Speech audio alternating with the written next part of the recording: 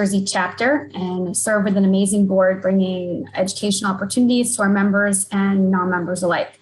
My day job keeps me busy with primarily procurement operations for Daiichi Sankyo. It's a Japanese pharmaceutical company based in Basking Ridge, New Jersey. I want to thank everybody on the call today for taking the time to join us and welcome you to our rebranded, reimagined, and revitalized Supply Management Forum. For those on the call with some ISM history, you know our annual program has normally covered our typical topics like supplier relationship management, sustainability, supply chain risk, and the ever popular digital transformation. So we're putting a little spin on it this year, and why not after the 18 months we've all powered through with new ways of living, our new outlets of socializing, and most of us completely new approaches to working. So I'm honored to introduce three incredible nonprofit organizations to present their stories, their supply chain challenges, and they're going to take us on a virtual live tour of their operations. First up, I'd like to bring to our virtual stage Sandra Benedict. She is the Director of Development at the Interfaith Food Pantry Network based in Marsh Plains, New Jersey. Sandra? Yeah, thanks, Kim. Thank you so much. Great to be here and to have you all take an interest in what it is that we're doing these days. Let me share my screen so you can get a look at first our presentation and then, oops, here we go. I'm having the only technical difficulty I'm having is that I can't see you, which is kind of unfortunate, but as long as you can see me and my screen, which we can see you. Yeah, we can see it. Terrific. Thank you so much. So yes, thank you again for having us. This is just a quick snapshot of some of the people that we serve in Morris County. At a high level, what it is that we do is we provide food, as much healthy food as possible for Morris County residents. We are the largest and most relied upon source for emergency food and supplemental food among Morris County residents in need. So emergency food when things like, say, COVID happened, for example, we had people from all over at our door looking for food bags in a panic. Supplemental food typically for most often either working families who simply can't make ends meet, or the elderly who have lived here for a long time. They are on fixed incomes. And again, they can't make ends meet. Morris County is a very affluent community, but also pretty expensive to live here. And we'll talk a little bit about that. But very often we see that people are kind of at their max in terms of their ability to earn, and it's just not enough to live here. So we'll drill down to that a little bit. We started in 1994 in a church basement. We were founded by 4 houses of worship that came together to kind of share resources when they figured out they were all separately supporting people that had hunger-related challenges. And fast forward, 26 years later, we have 2 of our own pantries where we distribute food. The one on the top that you see is actually in the city of Morristown, where most of our clients walk or take public transportation. And then our main hub is actually in Morris Plains. It's a 13,000 square foot building where our warehouse is and where we have a teaching kitchen and things like that. You'll see all of that through the tour that we'll do next. And the other thing that we've done is that we've partnered with 29 different sites around the county to distribute food. So it's a super efficient way of getting food out to the community because we're leveraging organizations that already have a food distribution network in place. They just don't have the bandwidth or the size or the ability to refrigerate, which is often synonymous with healthy food, that we have. So we are a really important resource for a lot of these other organizations. And we can touch the community in ways that they necessarily can't do so. And the beauty of that is that, and again, we'll talk some more about this, but at a high level, what's happening is that to live in Morristown or Morris Plains is very, very expensive. So housing costs are very expensive in this area, and I'm sure we'll hear more about that as the hour or so goes on. But people are moving to the outskirts of the county. So they couldn't get to us, we were seeing over the last 10 or 12 years. It was very difficult for them to get to us. Many of them were working several jobs, many of them are seniors. And so just coming to us was an inhibitor to getting healthy foods. And so we took the show on the road, started a mobile pantry, and started to work with infrastructure already in place. We'll talk a little bit about that. But that is something that kind of makes us a little bit unique in the way we operate. So I wanted to take a step back and talk kind of pre-COVID for us, and where we all started. And then obviously COVID had an enormous impact on what it is that we're doing, and we'll talk about that. But I wanted to mention a concept called ALICE. The United Way ran a study nationwide, and we'll talk specifically about New Jersey. But this kind of speaks to the conversation that we were having, or what I was talking to you about in terms of people that are actually working. So people that are at the poverty level essentially qualify for a lot of things, but the poverty level for a family of four is $25,000. So there is some support, I will say, for people that are at the poverty level.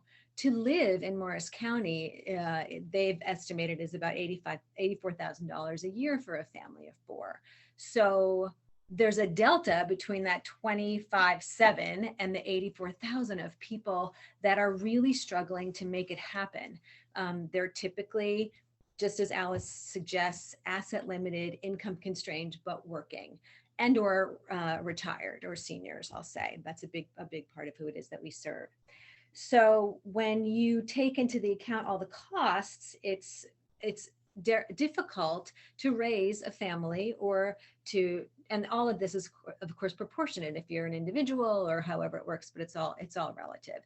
So ALICE is the term that we refer to, and kind of the gap between poverty and self-sufficiency. So these numbers are sort of late 2019 into 2020 when COVID started to happen.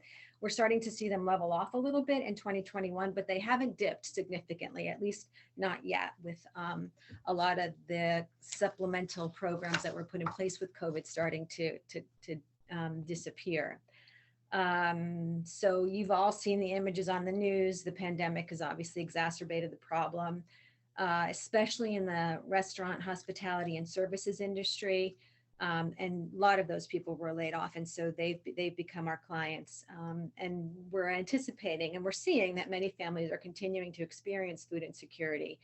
45% of our clients list salary as their main source of income, which is notable. 35% are children, and 18% are seniors, and that number is really growing. Interestingly enough, through COVID, what we saw was a lot of seniors that weren't currently clients of ours were panicking for several reasons, one of which it was dangerous for them to get to the store, more so than for many others of us. And so when they would see food being delivered to their neighbors that were typically clients of ours, they sort of got on the bandwagon. The county of Morris called us and said, hey, we have all these seniors that we know aren't your clients, but they're afraid to leave. Can you help? So we did. We brought them on board as clients, and come to find out, many of them were suffering from food insecurity, but either didn't know that we existed, were too ashamed to ask because of the stigma associated with food pantries, which, by the way, is really beginning to dissipate as a result of COVID, which is this tiny silver lining. And so many of them continue to be clients of ours. It was a really fortuitous scenario where we were able to identify people that just really needed help that we didn't know existed, and they weren't aware of us. Interesting.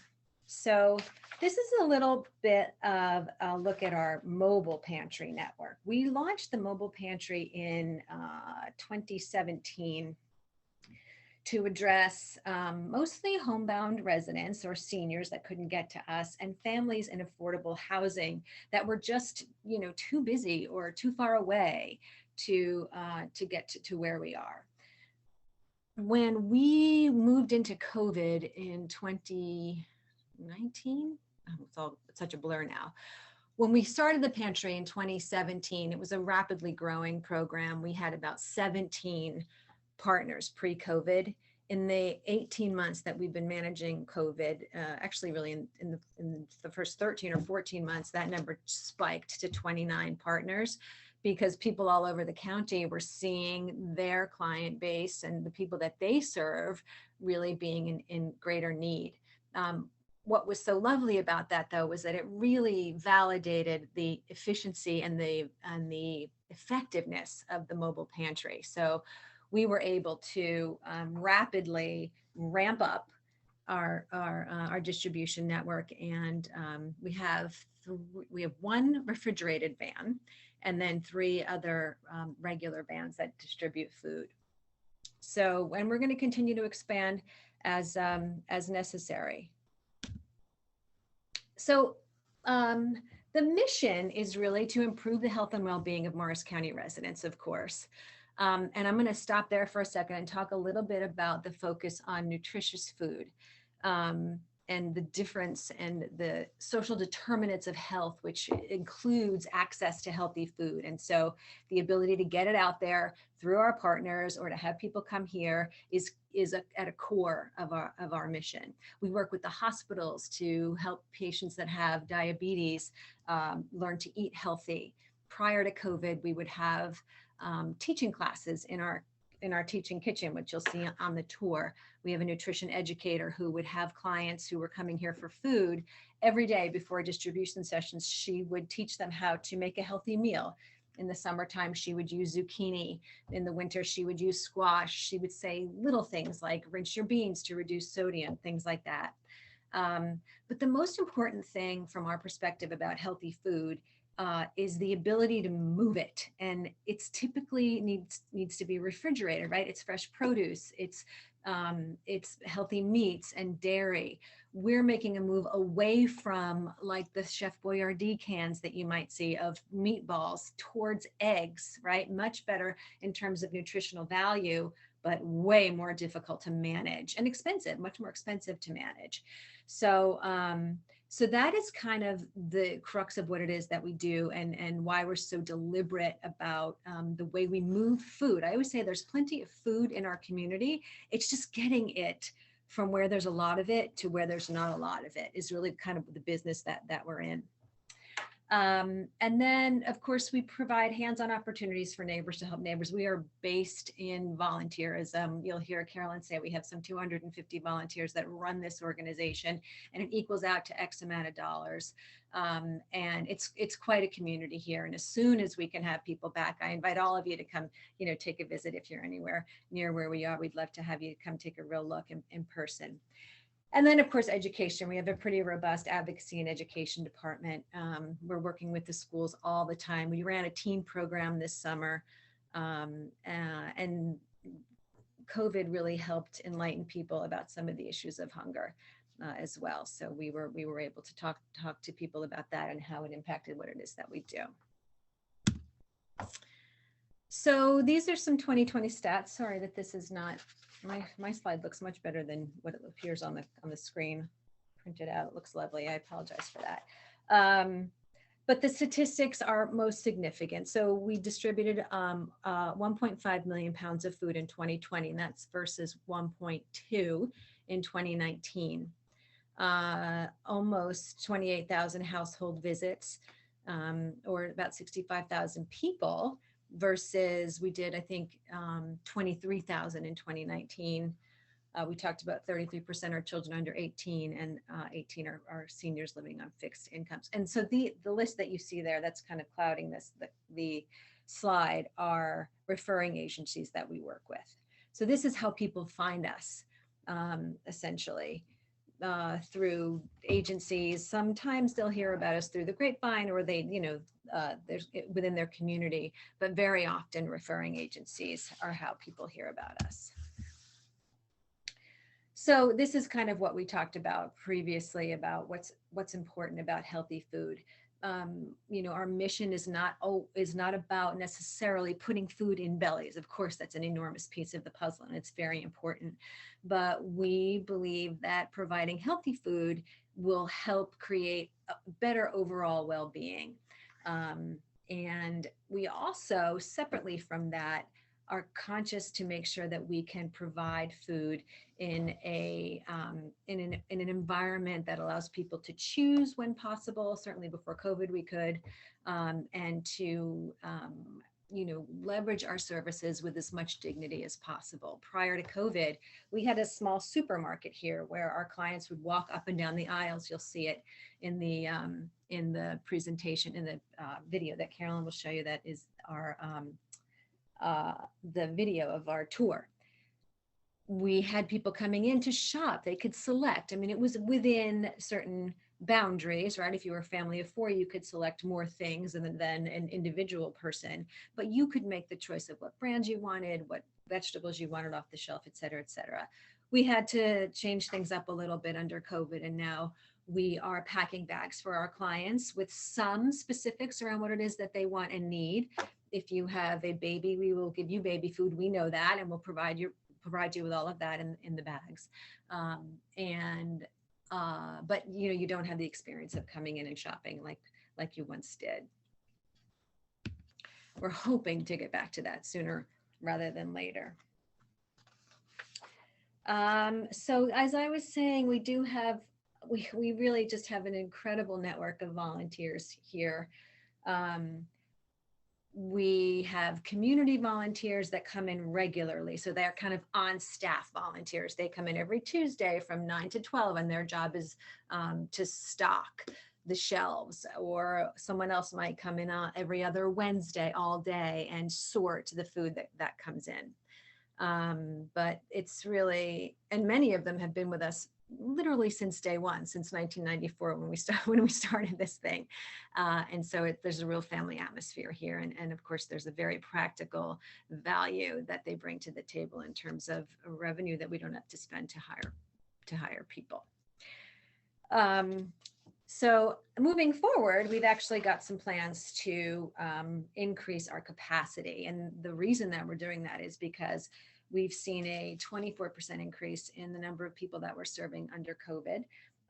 More and more, we're needing to, even without that, we're wanting to provide refrigerated, healthy foods to people. So we need more refrigeration space.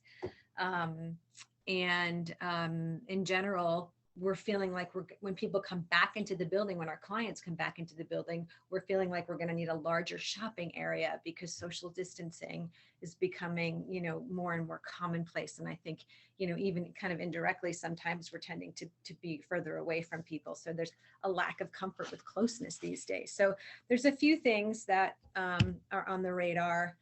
Specifically, we're increasing the warehouse storage by about 60%, and that's just overall with pallets and racks. And you'll see what the warehouse looks like right now when we get to the tour. The project was put on hold in March of 2020 due to the uncertainty of our burn rate. We were actually buying a lot of food, but we restarted the project in July of last year. So we were sort of on the path, and then COVID happened. And what happened from a supply perspective was that all of the food drives that we depended on, some 60% of our food comes from the public.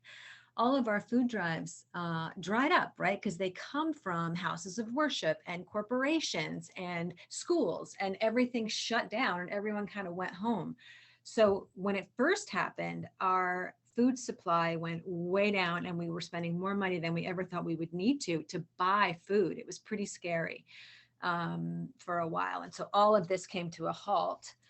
I will say, though, it didn't take too long for the public to respond to the need, to feel like, they wanted to help from home in any ways that they could. And then really the community was very, very generous with us, and we were able to get back up on our feet. The loading dock, this is sort of unpleasant to look at really from perhaps where you're sitting, but from where I'm sitting, that back wall is going to be wide open, and we're going to have refrigerated trucks that can drive up to two giant refrigerators back there. So if you're in the business, being able to drive up to refrigerated trucks is pretty exciting. Perhaps I need to get a life, but from my perspective, it's going to be terrific. And we will be able to help a lot more people. So we can all certainly relate to that. So this 900 a 60 square foot refrigeration unit will dramatically increase our ability to have produce available to our clients. Simply the ability to move a truck up to the refrigeration as opposed to having to wheel food back and forth from our refrigerator that we have now into our refrigerated trucks. Just the ability to attach directly to the refrigeration will save us so many hours and steps and manpower and things like that. So it's huge when you're in the distribution business, for sure. So that is the end of my presentation. I guess, are there any questions, or should I just jump right into the video? Kim, what do you think? You can jump in and we could do questions after. Okay, sure. So let me go back to screen sharing. I feel like I spoke a lot.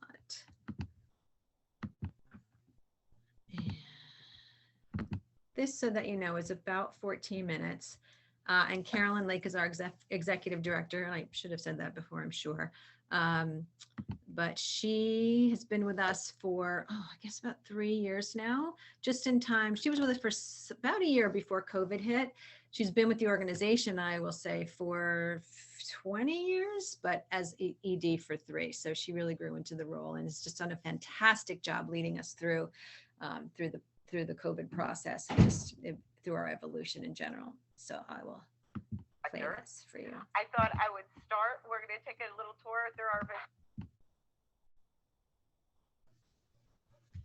Hi, welcome to the Interfaith Food Pantry Network. My name is Carolyn Lake, and I'm the executive director. I thought I would start. We're going to take a little tour through our facility, but I'll start by giving you a little background information on the food pantry. We started in 1994 in the basement of the First Baptist Church in Morristown. There were 4 area houses of worship that were seeing an increasing number of families come to their smaller food pantries. So they decided to consolidate their resources and form one distribution site for all of Morris County residents in need. We have become the largest and most relied upon source of food for Morris County families, with receiving referrals from the offices of temporary assistance, the hospitals, and many other social services organizations. As we walk through the building, I'm just going to be pointing out items of interest. I'd love to start here in our lobby. This is our 2020 giving tree. Each year, we decorate our lobby with our leadership donors. And those are organizations that contribute very generously in funds, but also food. About 61% of the food that we distribute is donated by the public. It's collected by houses of worship, scouts, civic groups, schools, and we also have a grocery gleaning program with the local supermarket.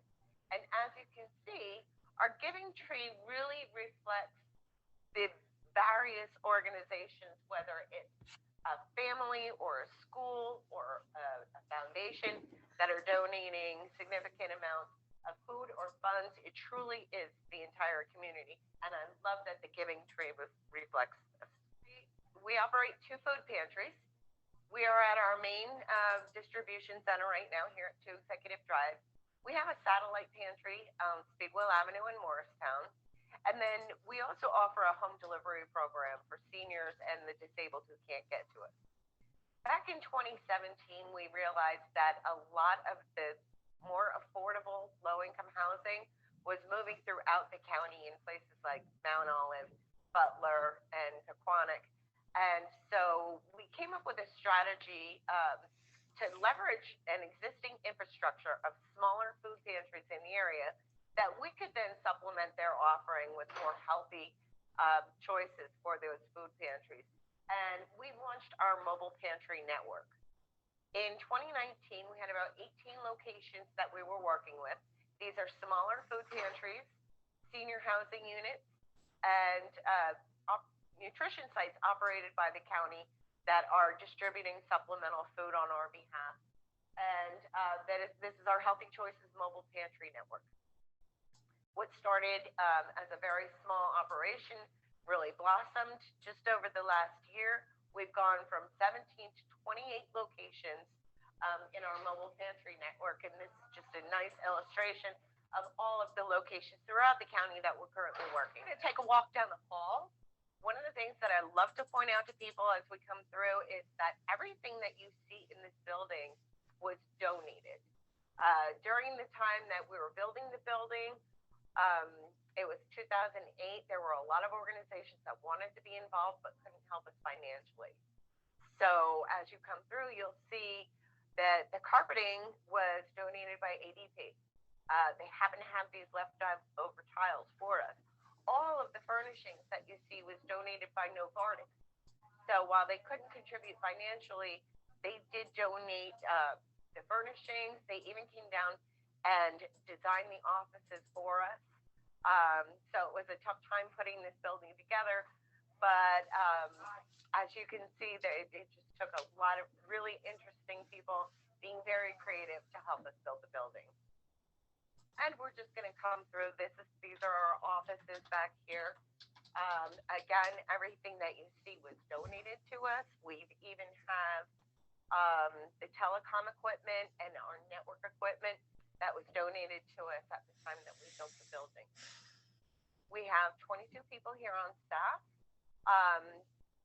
12 of whom are full-time, 10 of whom are part-time, but we're primarily run by volunteers. And right now we have about 250 active volunteers.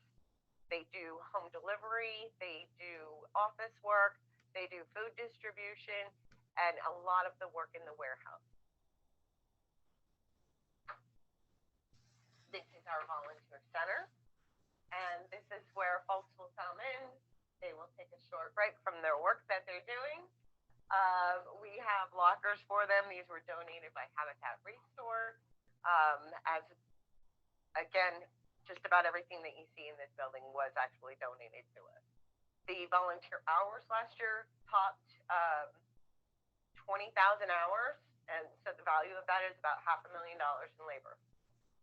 Mm-hmm. And again, these plaques are just other ways that we recognize our volunteers, whether they're individuals or corporate groups or civic groups. Each year we pick a specific individual and group that we honor with our Golden Apple Award. We're going to head into our kitchen and resource center. Nutrition education is an extremely important part of our operation. As we know, people in the low-income community are more susceptible to problems such as hypertension, diabetes, and obesity. So we want to make sure we're getting people the right foods and also showing them how to use them. In many instances, we found that people don't necessarily understand the difference and the correlation between their diet and their health outcomes. So what we do in here is we actually develop recipes. We teach people how to use the foods that we're giving them.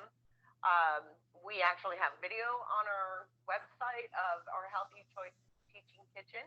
We have a nutrition educator on staff that has cooking demonstrations that are viewable and handouts for all of our clients who can then learn how to use the foods that we're giving them in a healthy manner. We recently concluded a study with Drew University that indicated that 85% of our clients are eating healthier now that they're coming to the food pantry, which is pretty outstanding. We also have a group of volunteers that come into this kitchen once a week, and they will be preparing meals for our seniors in our home delivery program who don't always have the energy, may not feel like cooking, a full meal. Sometimes these are healthy microwavable meals that they can just prepare themselves. We also have a lot of volunteer activities that take place in this kitchen. We have had, different programs for our clients. We teach them things like how to balance their checkbook. We do taxes in this room and offer a lot of other wraparound services. As you can see,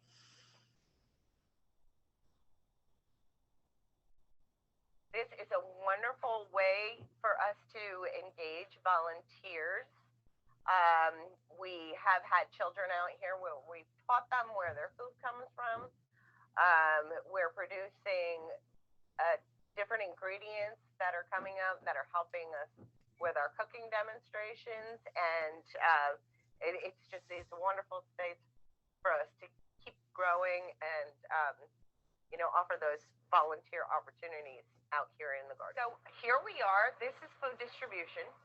We do not have clients in the building right now. They're receiving curbside service. So what they will do is they're pulling up out here in the parking lot. We're taking them in order that they arrived. They have been given a menu that contains all of the items available in this pantry, and they're checking off on the menu which items they can use and which their families will eat. So for example, you'll see with the breakfast items, we offer a variety. We have cold cereal that is sugar-free. We have cold cereal that is not sugar-free that your kids might like, such as Cocoa Pebbles. We also have oatmeal, which many seniors prefer. So on the menu, the client will indicate what type of breakfast item they prefer. And then our volunteers are in here shopping for them. So as you can see, this volunteer has a list. She has the menu of the things she's packing for her client outside. Again, our clients all have reusable bags, so we're just packing the shopping carts. Once these carts are full, they will go up on the scale. We will weigh them.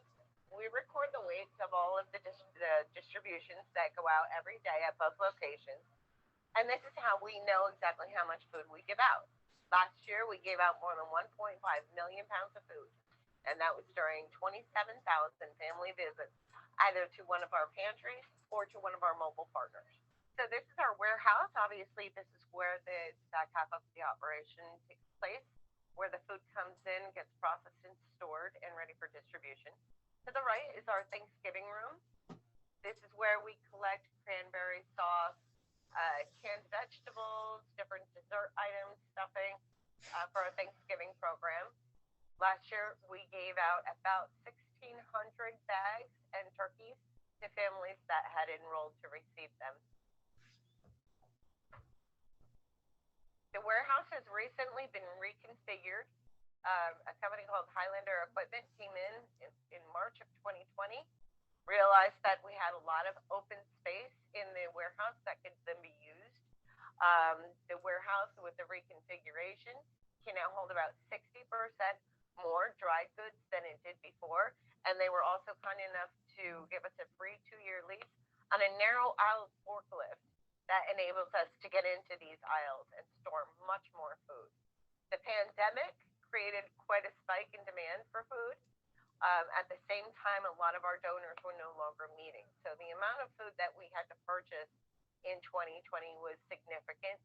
And the extra storage really came in handy. So we want to thank them for that. Now that schools and houses of worship and some of the businesses are back in business, food drives are beginning to pick back up. When the food gets donated to us, it looks like this.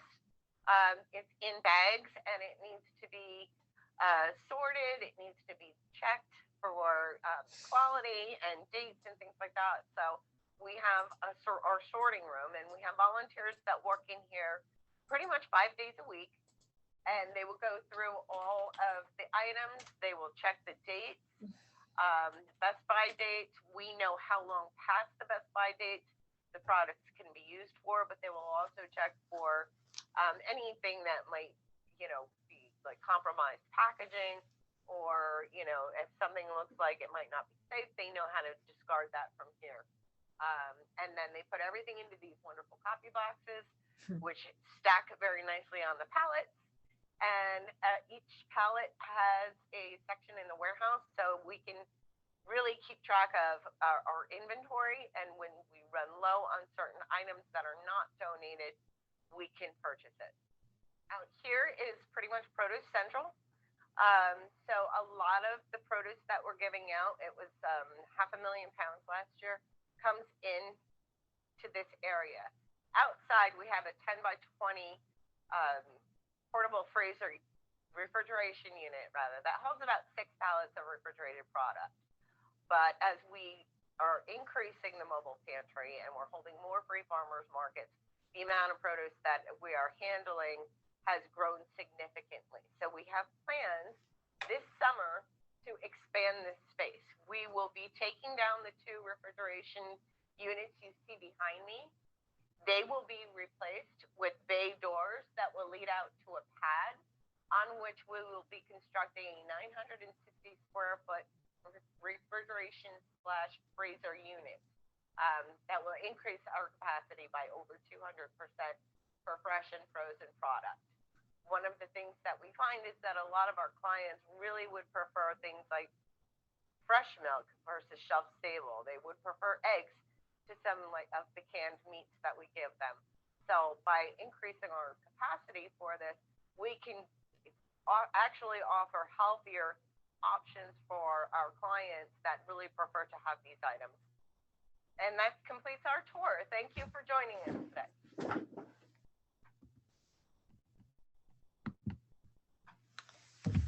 Well, thank you for listening and taking that all in. You know, I always say it's not the most glamorous environment ever, but it doesn't happen without, you know, the support of the community, without people like yourselves that take an interest in what it is that we do, without the 250 volunteers, without the dedication of our program team, our program team on staff here.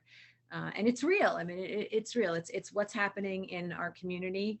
And, you know, we're so privileged to be able to really support the effort. And I'm pleased that you were willing to listen. Thank you so much, Sandra. It was a really great tour. I can't wait to see the new format. You know, once you start opening it up, it's amazing, and just so nice that so many companies were willing to help. Did Carolyn say the forklift? Yeah. Was needed for 2 years or something? Yeah. A skinnier one or something? Yeah, the outpouring of support as a result of COVID has been really heartwarming from so many levels: big companies, small companies, individuals, grant foundations, etc. We've been really fortunate. Yeah, I was surprised in the beginning when you mentioned about, you know, the hotels. We hear all about the corporations that are suffering, the big companies like a Marriott or something, because their business is so low, but nobody really talks about housekeeping or room service, or if there's nobody in the rooms, then they get laid off. So that does trickle down, and then you have more clients because all those people are now food insecure. Yep. You mentioned that the final stages of food distribution were the biggest challenge. It's not so much the availability of food, and I was surprised to hear that too. I'm happy that there's enough food, but that final stage of delivery, is there anything in the plans to change how things are distributed, or even part B of that, your tagline of neighbors helping neighbors? What can us as neighbors do to help that final stage? Yeah, so I'll say, to your point, it's actually, it's the whole process, right? So it's also acquiring the food as opposed to moving it out. So we spend a lot of time and energy and effort and gas and refrigeration energy getting food from the supermarkets that we glean from, et cetera, et cetera.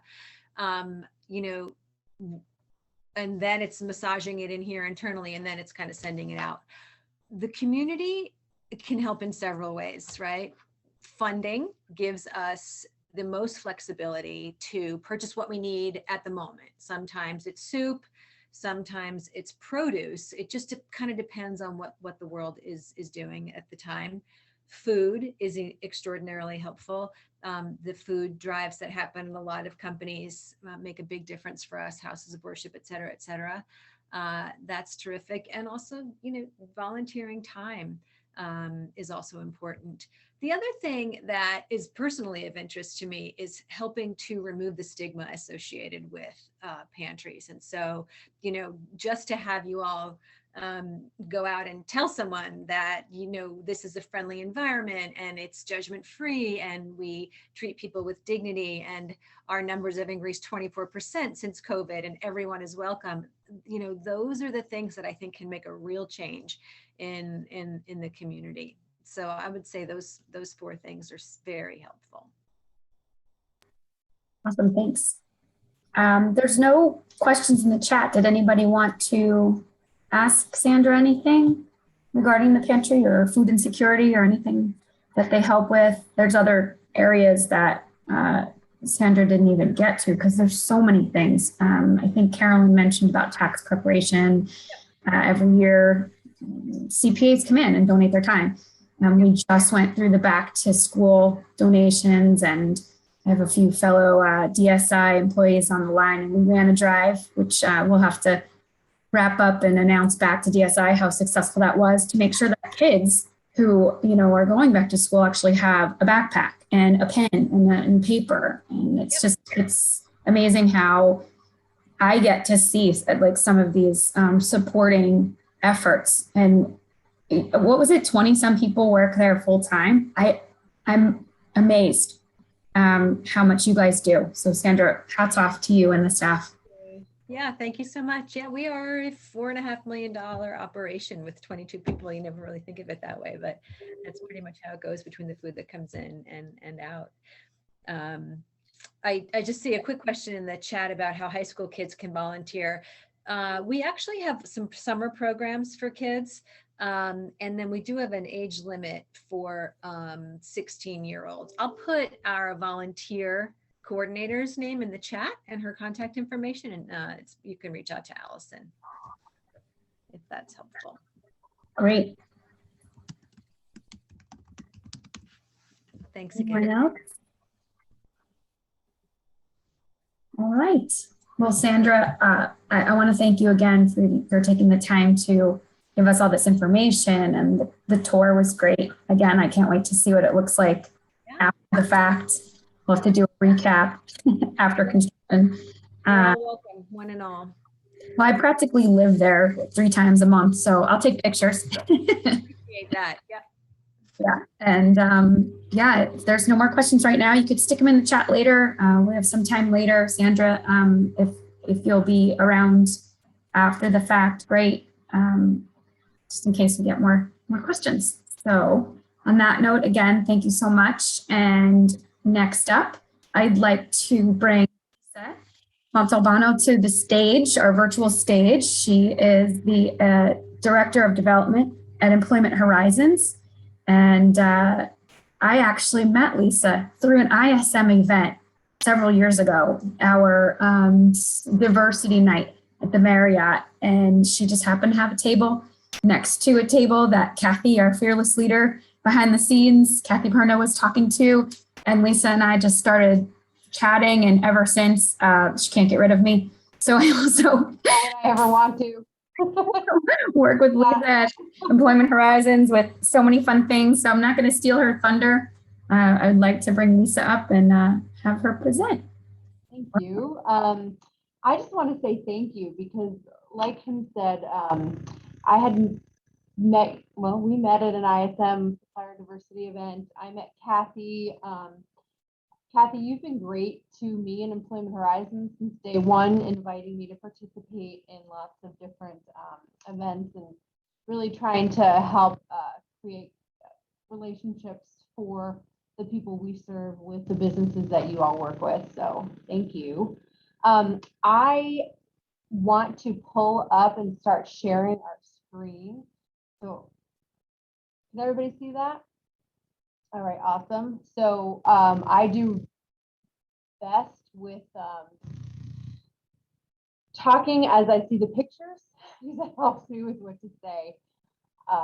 So let me go ahead and do that. So here's our PowerPoint. Obviously, we're Employment Horizons. Our mission is to help people with disabilities meeting their vocational goals while establishing self-sufficiency in their communities. We've been around since 1957. I've been around here at Employment Horizons since 1998. As soon as I stepped out of college, I came here and really knew it was my work home, which I've been really blessed to be here for so long. Next slide. We're a social business enterprise. I love really participating in this event because we're most meaningful relationships for us at Employment Horizons are when businesses, companies around North Jersey, even South Jersey and beyond, find or identify something that we provide as a service that they can use that employs people with disabilities, and that's what we're all about. So I told you we when I said beyond New Jersey, we have partnerships with companies in Pennsylvania, New York, California, Ohio, Australia has been our farthest away company that we've provided services to for many, many years. And first up is the fulfillment center. That's really, I think, the area or business service that we can provide a global footprint toward and partner with many people, again, like I said, around the world. You'll see a lot of photographs and you will actually take a virtual tour in the fulfillment center, but that is our packaging and assembly unit.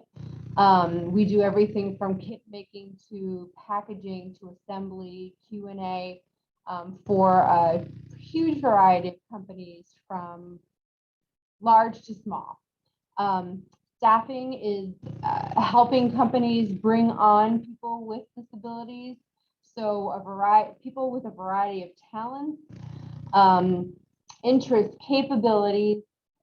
We have about 100 relationships that continue to grow with companies all around the greater Morris County that have hired people from an RN and an accountant because that's what they're capable of doing, to folks who bagging groceries and retrieving carts, maybe in a ShopRite parking lot, was the right thing for them. Janitorial and commercial services. Actually, some of our largest contracts company-wide are through our janitorial and commercial services. We've all probably heard of Picatinny Arsenal. That is Employment Horizon's largest contract or business partner.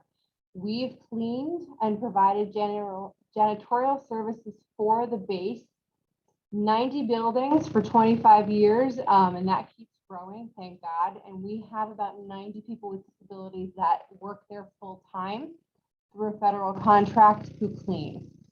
We also provide Picatinny Arsenal with groundskeeping services. And lastly, we've got Culinary Arts Training Program. We have this right here in the building. When we take our virtual tour, you'll get to see that.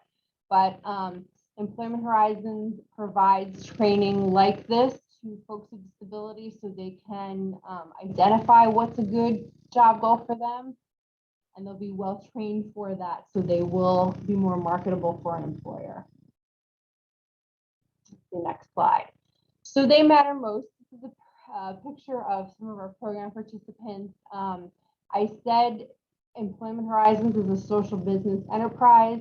95 cents of every dollar generated through our fundraising, through what we earn in our business services goes back to programming, goes back to them in their paycheck. That's important to know. So we serve about 500 people each year with disabilities, helping them obtain, train, and thrive at the jobs of their choice. That jobs of their choice is important because it's about what they want. Whether they come here to Employment Horizons and work in our fulfillment center, or have a job in the community. Areas of support include most of northern New Jersey. That means that's kind of our geographic area where we're placing the most people. We do work with the Department of Labor, who refers people with disabilities to us. So that's how we get the folks that come here for services. And we do partner with hundreds of companies located here and beyond. Let's see, our staffing services. So we provide well-matched candidates while helping partner create an inclusively diverse workforce.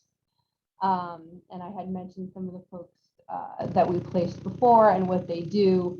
Employment Horizons for employers who do wish to partner with us to hire somebody with a disability, we never go away, which is a really good thing, I have to say, in terms of the support that we continue to provide a person with a disability even years after they have found the job of their choice. And we're there to support the employer as well. If we think about, our own jobs, It's different day to day. There's different, there may be an issue that come up that, you know, a lot of us wish we had support or somebody that we can talk to about it. We have job coaches, and that's that support that will never go away. We have job coaches that will help people, you know, by following up, going to the job site, checking in with the employer, checking in with them, making sure that everything's good. And if it's not, how do we help? How can we help? Can we help retrain somebody maybe that needs to learn or perfect something a little bit better? Did one of our people that we placed get a promotion? Do they need some help to learn the new job? We've provided support after helping somebody find a job for 25 years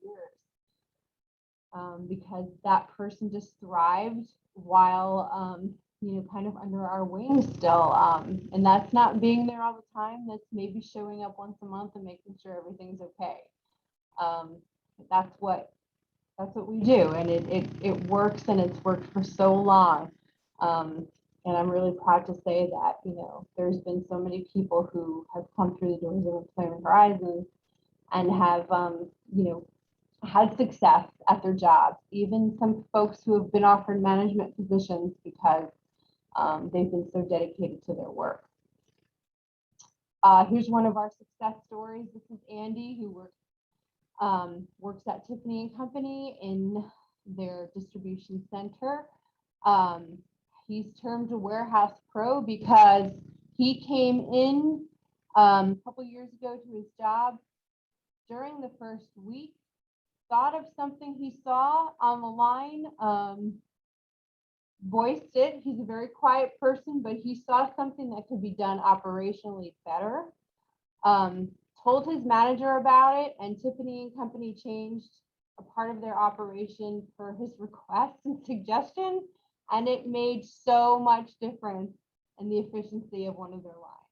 So kudos to him. He did a great job.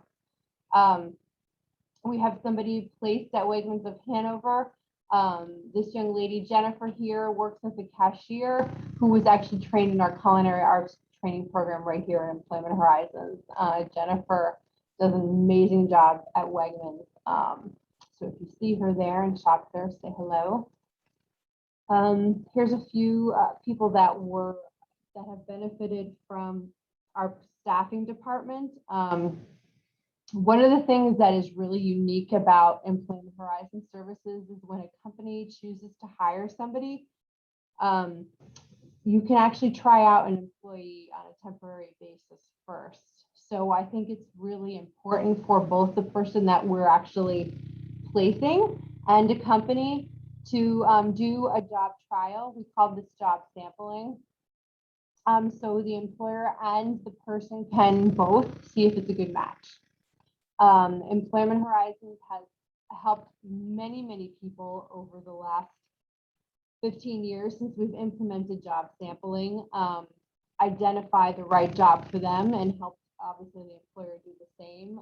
We actually have grants that allow us to pay a person's wages while they're job sampling.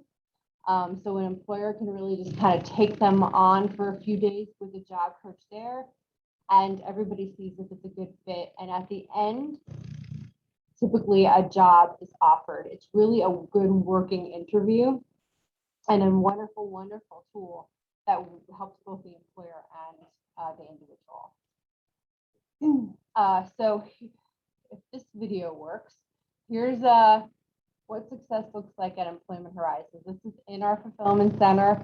Aero Fasteners is actually Employment Horizons Fulfillment Customer of the Year this year, getting award at our Gala coming up in a couple weeks. Here's a video of one of our program participants doing the job.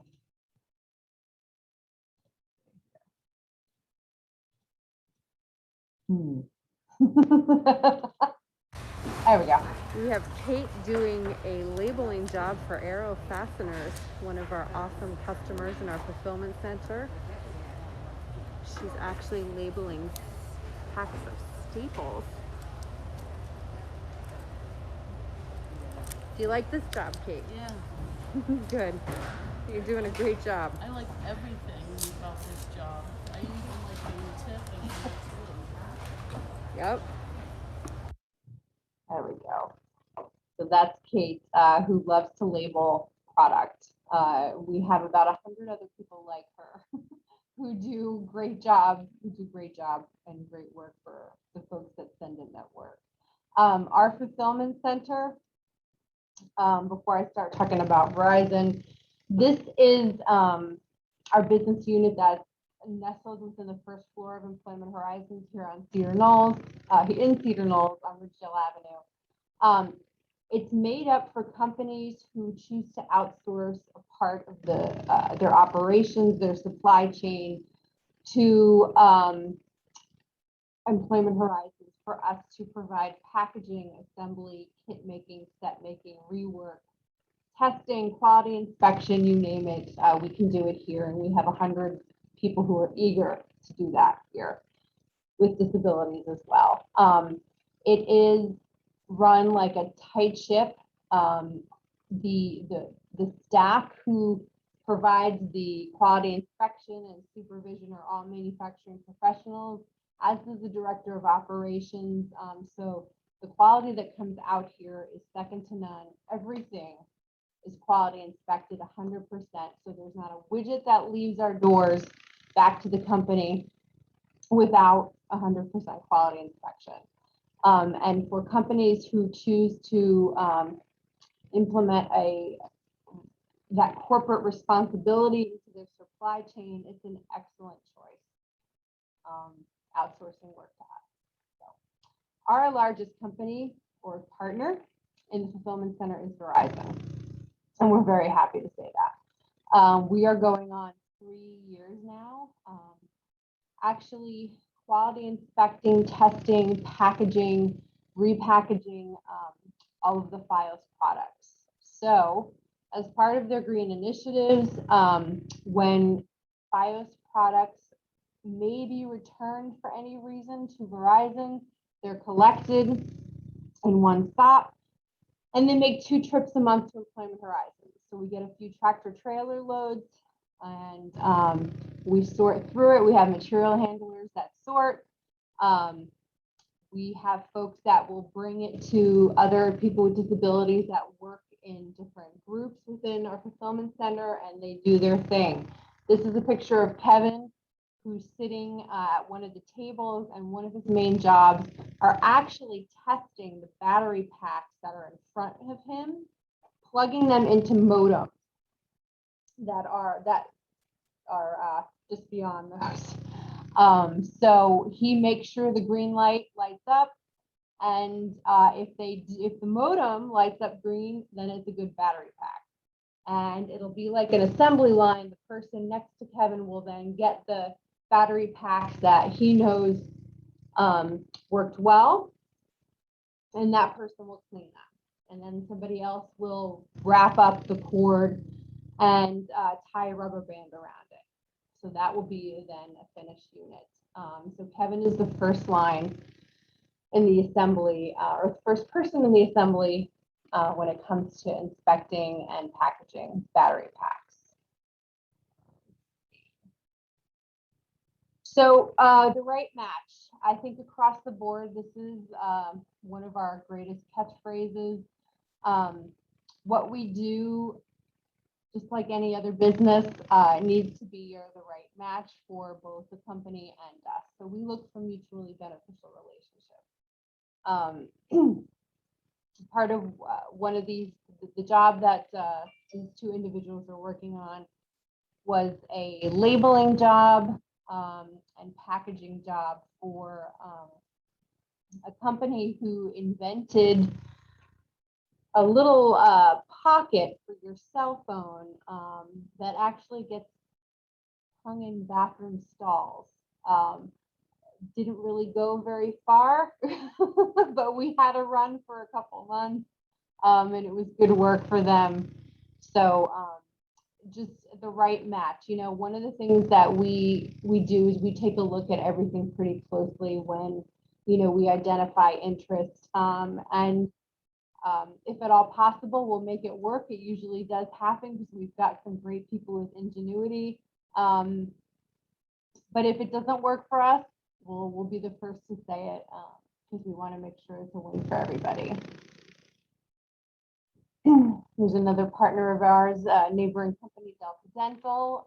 When they have events or any kind of initiatives for their staff or something in the community that they may be going to, we typically assemble their kits. So usually includes toothbrushes, toothpaste, dental floss, what have you, and a pouch that says Delta Dental. Another great partner for us is L'Oreal and several of their brands. We've had a relationship with them for about 10 years. Couldn't love it anymore. I could say probably weekly I get inquiries from somebody new at L'Oreal asking if we can do something for them. We do lots of packaging for them, lots of support and help when they open a store across the country. We'll ship welcome packets, we'll ship training packets and kits. And if Redken, which is the brand through L'Oreal that we do the most with, if Redken has a new product, we'll even package some mannequin heads with hair dye and send them to hundreds of people so they can practice. We love what comes through here from L'Oreal. We love the partnership. And they've got a very, very strong sense of sustainability and inclusion for people with disabilities within their operations. So here's another Redken project. We did some goodie bags. I love the fact that when we did these, Redken developed a letter, which is seen right here, for everybody who received one of the goodie bags as a shout out to the partnership that we have, which went to a few thousand people. Here's another kit that we recently did for them.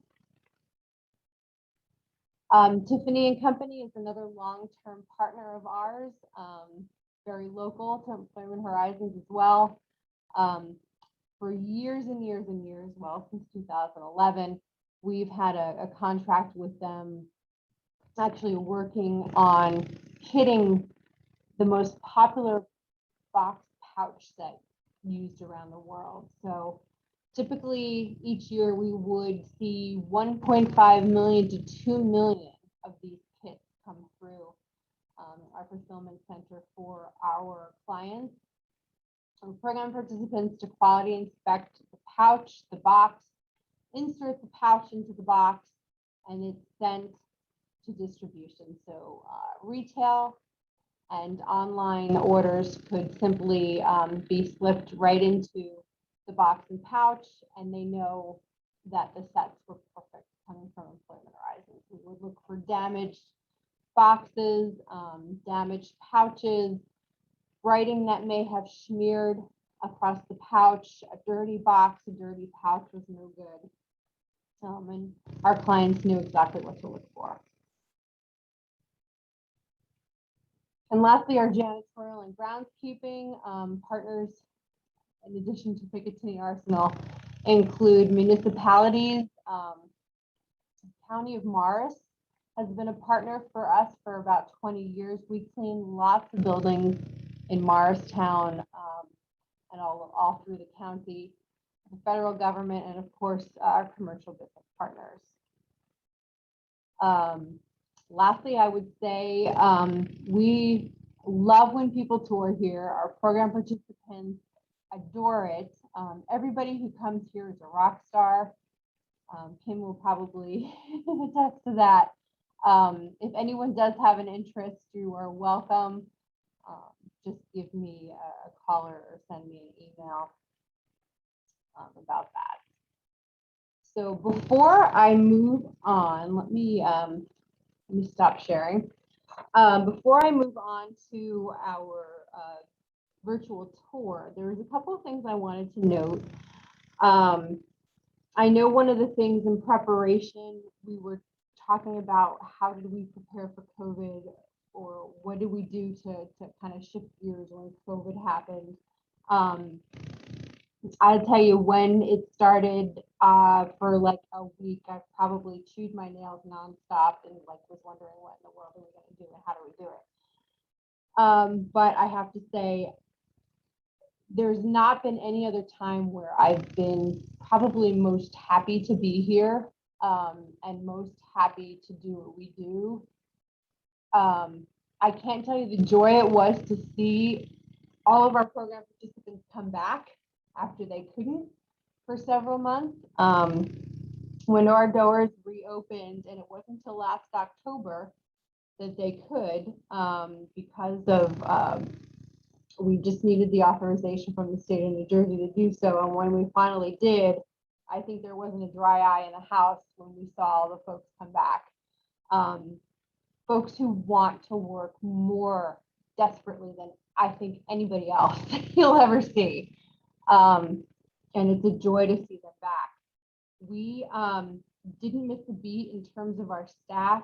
When our folks that, specifically talking about our fulfillment center, couldn't come back, it was our staff who chimed in and just knocked out those projects for the people or the businesses that we have relationships with, not missing a beat.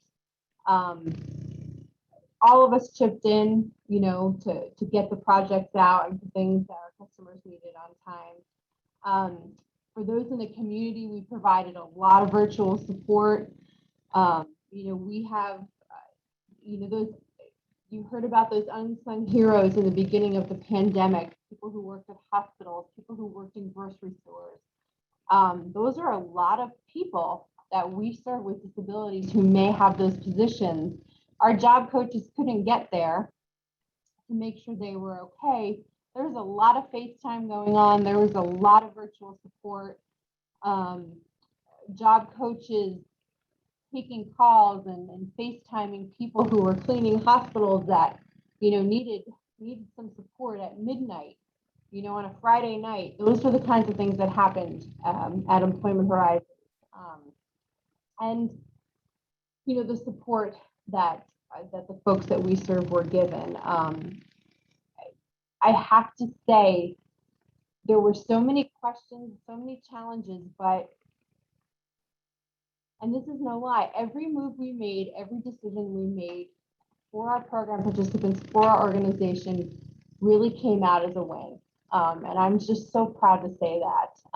Even from our the fundraising perspective, the things that we did in fulfillment center, knowing like what kind of work would still be good jobs, what companies were doing good, whose companies, which companies had sales that were higher because of the pandemic. Well, those were the companies that we tried to focus on the most for our business development. And we had new customers that came through when the pandemic was really rough in the beginning, because their sales were doing so well because everybody was ordering things online.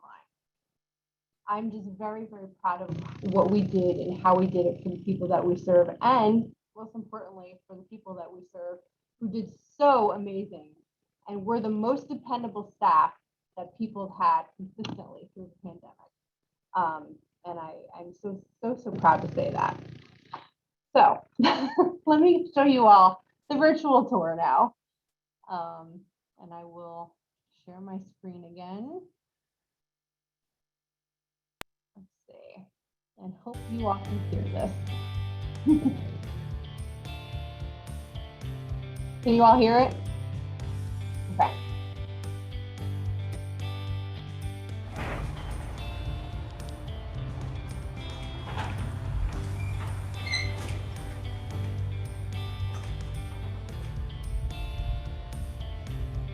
Hi everybody, welcome to Employment Horizons. I'm Lisa Montalbano, the Director of Development here, and we're so glad that you came for a tour. We've been around since 1957, helping people with disabilities reach their dream jobs and helping them to thrive at them, most importantly. This is our lobby, and we're going to say a few things just to let you know what we do here at Employment Horizons. Most of the tour today is going to be among our first floor and showcase our culinary department and our fulfillment center. So just come with me. This is our window of fame. We're really pleased about the things that we do here at Employment Horizons in our fulfillment center, and these are companies that either do use our program right now or have in recent years. So we've got everything from packaging different food items to electronics. We do work on companies that have games and puzzles. We partner with some different print companies to get mailings out. We've definitely partnered with some of New Jersey's greatest pharmaceutical companies over the years. Our strongest customer base right now is Verizon and Tiffany and Company, and we do work with Altice too. Verizon particularly has us being a part of their green initiatives. So when components are coming out of a home, they all meet here at Employment Horizons for quality inspection, packaging, and repackaging. We love the fact that these companies are utilizing our services and putting people with disabilities to work, so it gives them a chance for meaningful work, as well as it gives the companies a chance to do something responsible, but also they know that the quality that is coming through here at Employment Horizons is top notch, so they continue to use us and most likely will tell their friends about us as well. We had created a great relationship with L'Oreal and several of their brands in recent years. So we work almost consistently with Redken, with IT Cosmetics, Kiehl's right here, and the variety of packaging we do, kit making, goodie bag assembly we do for L'Oreal brands continues to rise, and we're really thankful for that partnership. Another great team member of ours or partner is ISI Foods. They are in Fairfield, and we love the fact that things or items that come here at Employment Horizons are coming actually, they are imported from Austria. We love the fact that this company has utilized us actually for about 10 years, and the importance of our hands in their process and operations is, making a difference out there for their customers after it comes here. So thank you. We are going to go to our outcomes measurement here now, but this is pretty much what we wanted to let you all know about for the work that we do here in the shop. Hi everyone, my name is Matthew Putz and I'm the CEO of Employment Horizons. We're so glad you're joining us for this virtual tour today. In a moment you'll get a chance to see our fulfillment center, but before you do that, I wanted to take a little bit of a moment and just explain some of the background of Employment Horizons and some of our outcomes measures from 2020. If you take a look at our board here, you can see that in 2020, Employment Horizons worked with 435 individuals. It's not unusual in a non-COVID year for us actually to exceed 500. If you look across all of our programs, our program participants working for Employment Horizons earned over $1.4 million in 2020 alone and contributed $200,000 back in taxes paid on those wages. When you think about it, that's a pretty impressive outcome for a group of people that typically are underemployed or not employed at all. Looking at our revenue from 2020, Employment Horizons operates as what's called a social business enterprise. What that means is that we're a nonprofit with a social mission, but we achieve that mission through our commercial work for government customers and commercial customers. In 2020, about 65% of our income was derived from our business services, which includes our fulfillment center that you'll see today, as well as our janitorial and groundskeeping. You'll also see that the bulk of our expenses in 2020 came through our commercial work as well, through the wages we paid to individuals with disabilities that we hire.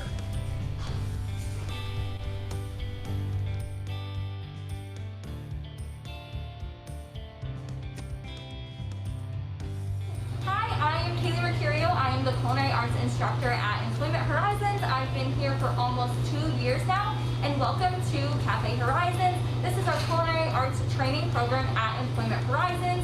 We teach participants skills that they need to be successful food service employees.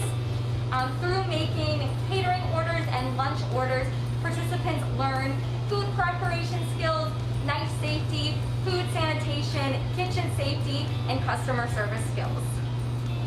Bigger chunks, because then we're gonna kind of mash it all together.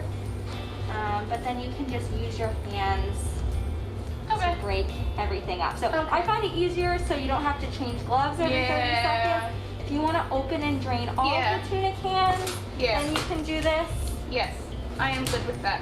Hi everybody, it's Lisa Montalbano again. I am at the entrance to our main fulfillment room, and literally this is where we tell people the magic happens. If you'll come with me, I'll explain a little bit about what we do and who does it actually.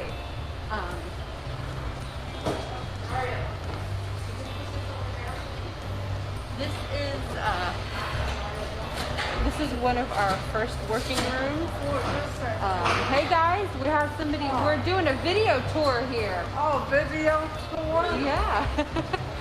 So there are some folks that are working here on, a lot of this room is working on Verizon and Tiffany, and work for Tiffany and Company. So I explained a little bit about what we do for Verizon, but we're working on kitting the most widely used box for Tiffany and Company that's used worldwide.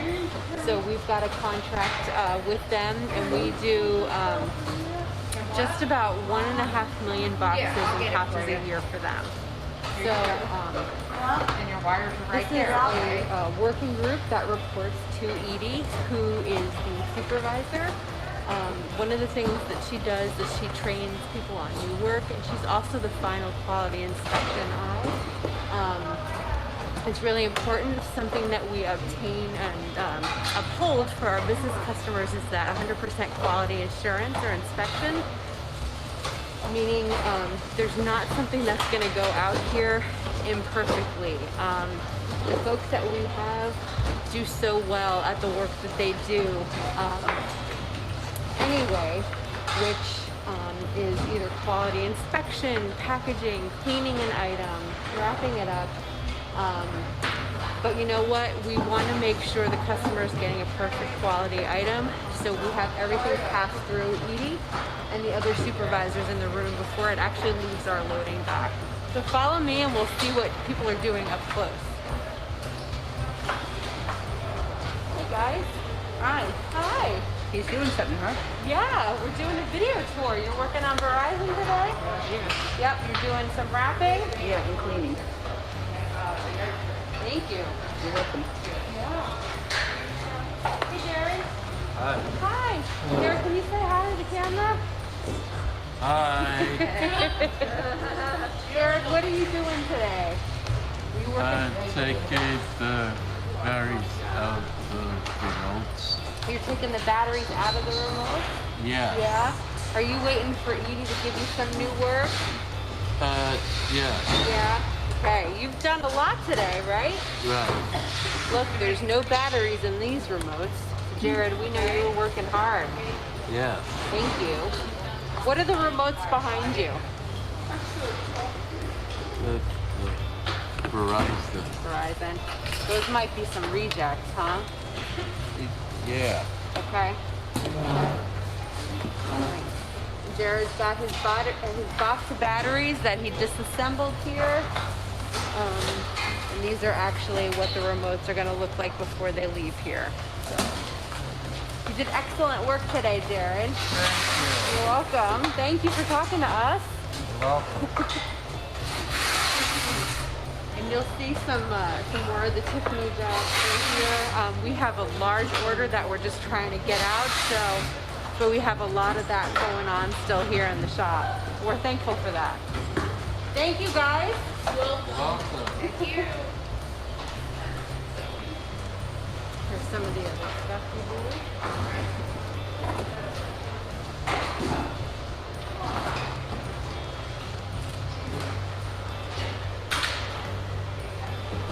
Hi again. So we're standing in our warehouse at Employment Horizons where lots of the storage components of jobs are housed really until they're worked on or shipped back out. I'm gonna just walk along here. Here we actually have part of our Verizon responsibilities and jobs. We're doing some sorting. A young lady named Gabby who's doing sorting of all kinds of merchandise that are going back to Verizon. She's putting it all in like categories, so that's one of the things that we do for them.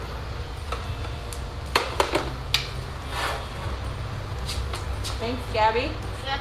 I just do nothing.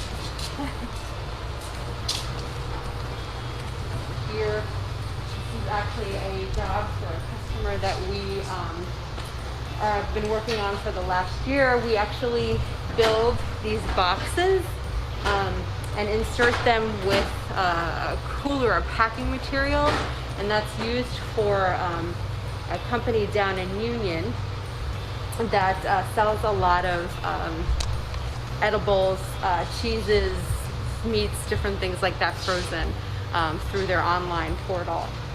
So this job is something that we've done for a little while, and it's been great for the people that we have come here, and it's been growing, just a nice thing.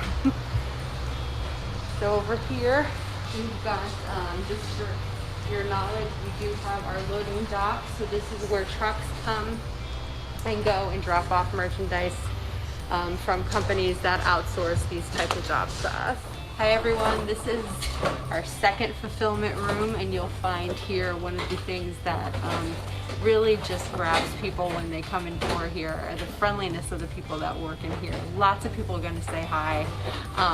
If you were here in person, you would definitely be a superstar, so I would encourage any of you who are watching that may not be able to come in the building now to come back when we actually can, and your day will just be very, very made by coming through here. So we have two working groups here, one down here on the right and one on the left, working on some of the similar jobs that we did have in the first. We have some folks working on Verizon, Tiffany Company. Hey Jane. Hey. Hey Andrew. Doing some material handling right there. So another sorting job. So what Andrew's job is really important.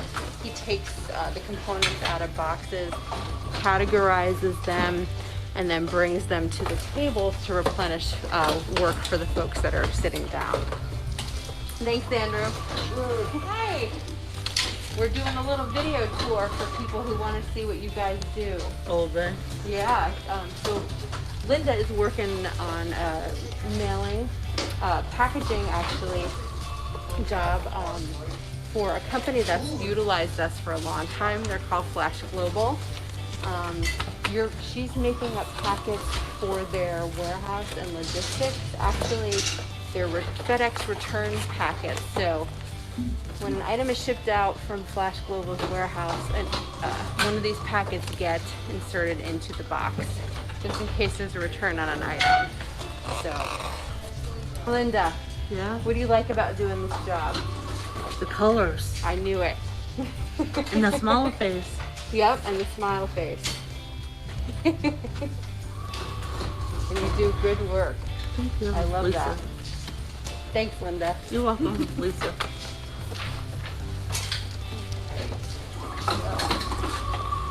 Some more Tiffany. Hi, Roxanne. Roxanne is one of our supervisors here. We have a gentleman here that's, hi, how are you? Anthony. Hey, Anthony. I'm Lisa. We're just doing a little video tour. Do you mind if we show people what you're doing? Oh yeah, I'm folding business letters. Just stick them right in here and they go. Automatic, not folded. Nice. That's perfect. Neat. Yeah. I would enjoy using that machine. It's fun. Thanks for showing us. Thank you. Yeah, good job. All right, thank you. Bye. See you later. Hi, Terry. Hi, Kyle. Hi. You working on Flash Global too? I am. Yeah, good. Good. Good work. Did you work on this today too? Actually, I'm packing this and packing. I'm both. Thank you. welcome. You're pulling double duty today. That's the bomb, man. That's just you. Thank you. You're welcome. All right, everyone. Everyone, I want to just thank you so much for spending some time today with us on a tour. We're just so grateful for your interest in hopefully partnering with Employment Horizons or supporting us in some way. The work that we do and for people served in the disability community is just so valuable. And we thank you as a potential business partner who might want to use our services, or supporter or volunteer of the work that we do in our mission. You'll see when you walked around, you'll notice that our attendance is lighter than normal, and that's because we are trying to make sure people are maintaining social distance here and just for safety precautions. But on a typical day before COVID, we actually have about 100 people that come to work here and enjoy every bit of it.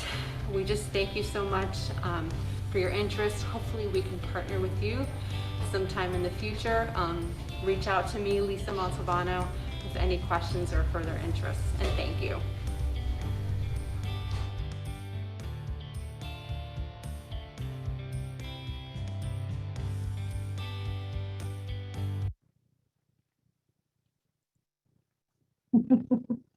I love it. Yeah, thank you all for watching. And last couple things I just want to say, we are back to almost 100% capacity. So that video was made in April. We are very, very fortunate. All of the program participants that come here have been vaccinated. So we are actually averaging about 90 people a day now. There was probably 45 when that video was made. So, you know, as a result, just being able to serve all the people that, you know, should come here is a good thing. And for our business partners, really being able to ramp back up production to, I would say we are at pre-COVID capacity with that, which is an excellent, excellent thing. And we're actually looking at some new lines of business to get into so that we can serve more businesses and more people. We're taking a look at total facilities management, e-commerce, amongst some other things right now as well. So that's what I have. I don't know if anyone has questions now or. There's nothing in the chat yet. Thank you, Lisa. That was amazing. I will point out that I have visited. We actually had an ISM meeting there as well. So we got to see a tour of the Verizon kind of workings. And I remember there's no challenge that you guys won't go head on. And there was a gentleman that had to do the cords, kind of like we saw in the video, the power cords, like taking all these parts apart, but making sure the power cords were wrapped up, rubber banded, and putting in a separate box. This gentleman had one arm, use of one arm. And there was a jig made for him so that he could wrap the cord around it.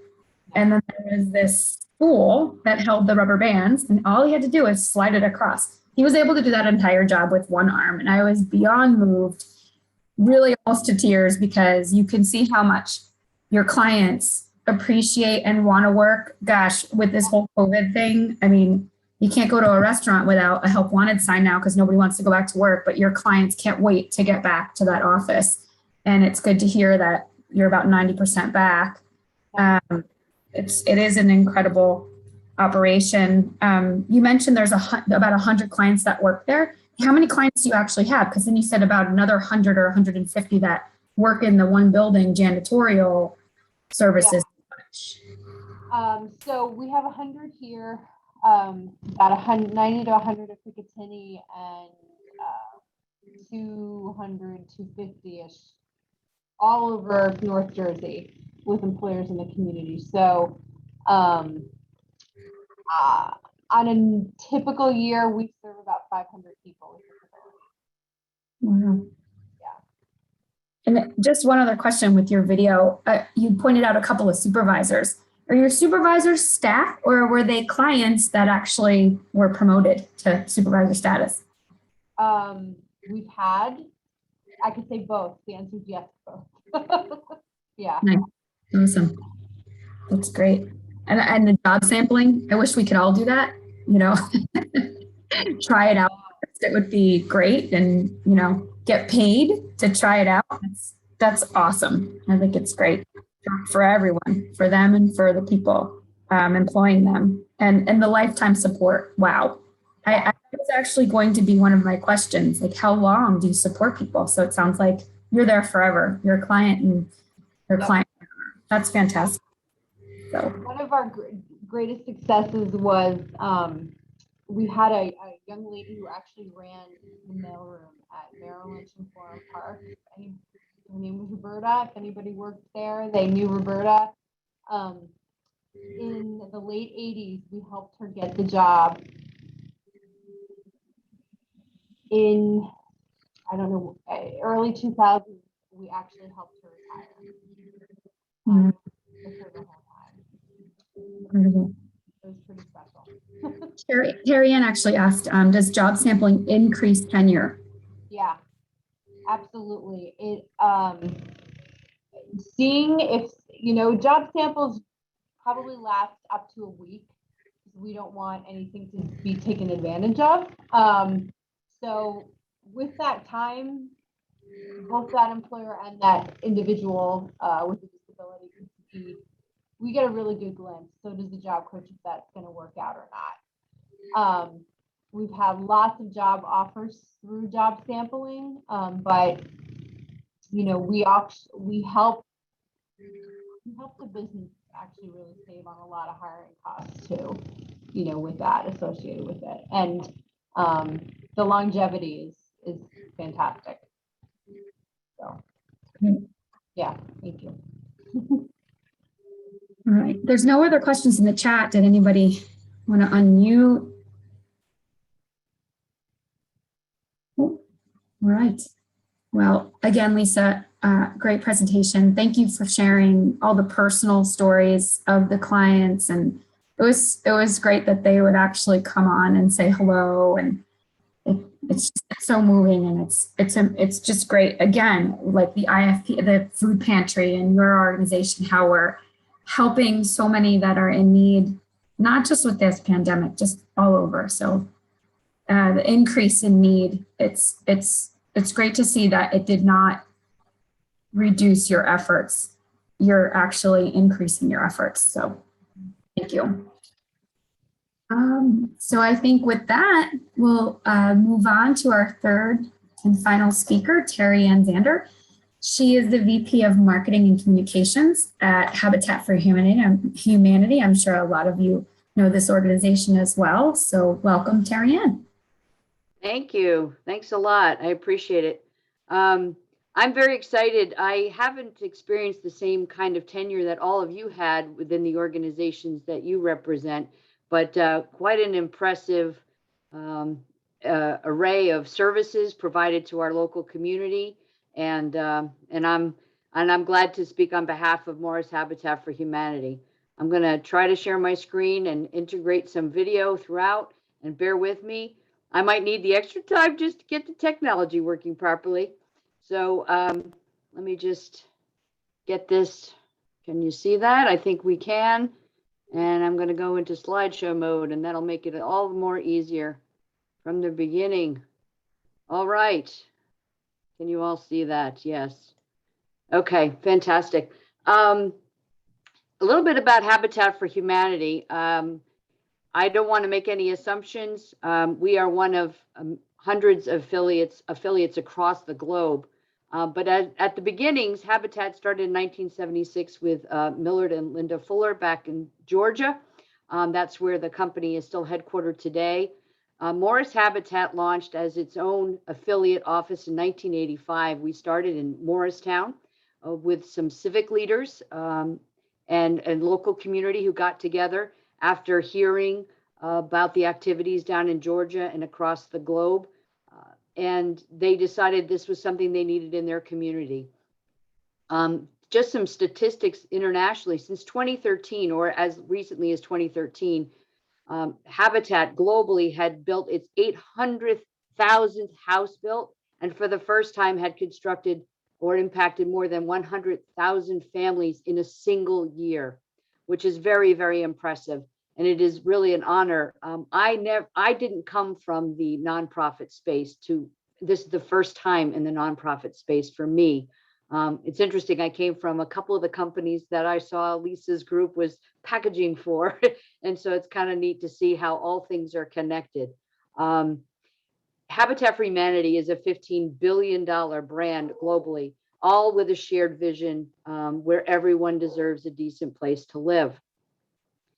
The pandemic really affected how people live their lives. And we tell the story of how you could shelter in place or stay at home, and think about a scenario where you couldn't stay at home because your home was either unsafe or cramped or not ideal living conditions. And you're paying all kinds of money to stay in those circumstances. Globally, again, we talked about Habitat. We're in 70 countries, including the United States and Canada, South America, Latin America, the Caribbean, parts of Europe, everywhere from Africa, Jordan, Egypt, Africa, and Asian and the Pacific, including India, Nepal, Australia, New Zealand. There are affiliates all over the globe, all with, again, the shared mission of providing homes, communities, and hope. We do this at the local level. In Morris County, we are located in Randolph, New Jersey. That's our corporate office. And if you're driving down Route 10, we're right off of South Salem Street, but if you're driving down Route 10, you'll see our office. We are located in the same facility as our Restore, which is a part of our Habitat brand. We'll talk a little bit more about that later. We also expanded. A lot of organizations shut down, a lot of companies closed, a lot were challenged with the pandemic. In fact, we did the opposite. We expanded. We merged with an affiliate in Plainfield, and now our service area is expanded, essentially doubling since before the pandemic, to accommodate families in Middlesex County, in the greater Plainfield area, as well as portions of Somerset and Union. My dog has not barked the entire day, but just started barking. So if you hear him in the background, I apologize. And so we expanded our footprint, we expanded access to families, and obviously more families in need during that time frame. You'll see in that picture there some of the additional staff that we acquired when we merged with the affiliate.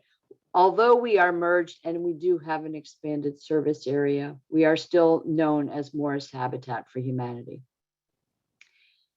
Let's talk a little bit about the pandemic. We all know what happened there. The state essentially shut down. And what did that mean for us? It meant a lot of things. It impacted the state with everyone having to stay home and shutter their businesses for at least a short period of time until we figured things out. We personally shut our doors on March 14th. We closed our Restore until June 5th. So there was a period of time when we had no people on site. Morris Habitat employs 53 people, a combination of full-time and part-time employees.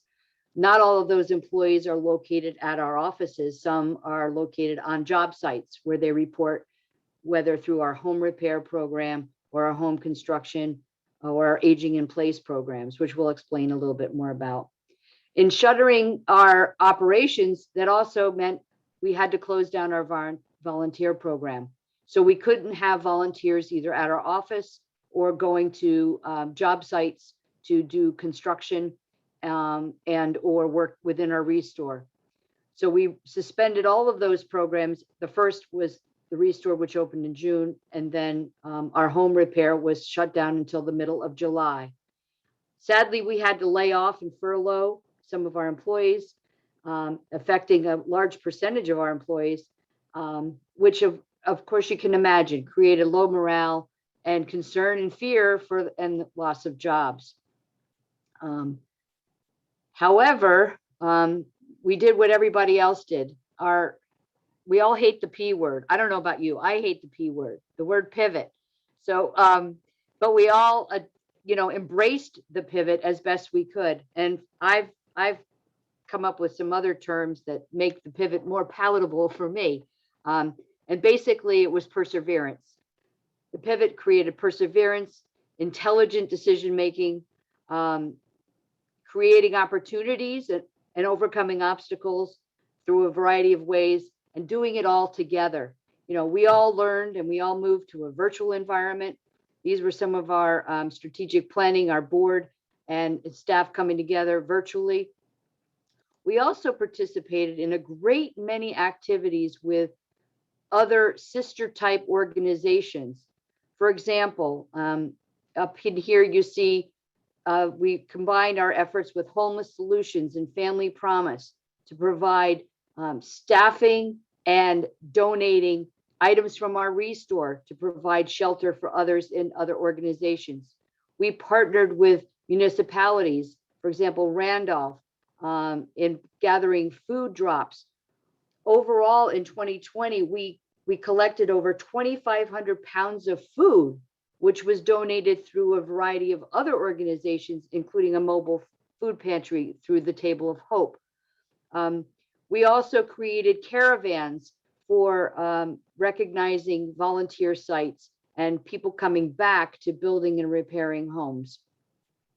And again, we saw our restore and the activities there. So we launched work with Interfaith Food Pantry. We heard information about that earlier from Sandra, and we did a lot with them, raising a lot of food to help those efforts and distributing those foods to other communities. But what we did was we just, as we said, pivoted all the activities of our volunteers and helped others. We also, through our construction department, donated N95 masks, over 4,000 N95 masks to other organizations needing those items for essential workers and what have you. We were able to maintain our restore activities online. We do have an online component to our restore, so we were able to generate revenue during that time as well. Oops, my slides are going a little bit berserk. We impacted families in a lot of different ways. Students were at home trying to learn from at home. Well, if your family is already in a situation where you don't have the equipment or the resources to do that, we in turn took the laptops that we are donated from various families and donated them to other agencies like Norwestcap and others to provide tablets and laptops for students so they can continue learning at home. And we were able to complete construction on homes. This was Main Street in Sakasana. This was phase 2 of a large condominium complex that we were able to complete. It was cold, but everybody felt warm. And if you're not, there isn't a single human on the planet that won't get emotional by attending one of our groundbreaking and dedications. A place to call home, a safe, decent, affordable place to call home. There's nothing quite like it. And that's our mission at Habitat for Humanity. Again, our 2020 impact, we created 10 homes. We impacted 63 families, made 43 home repairs.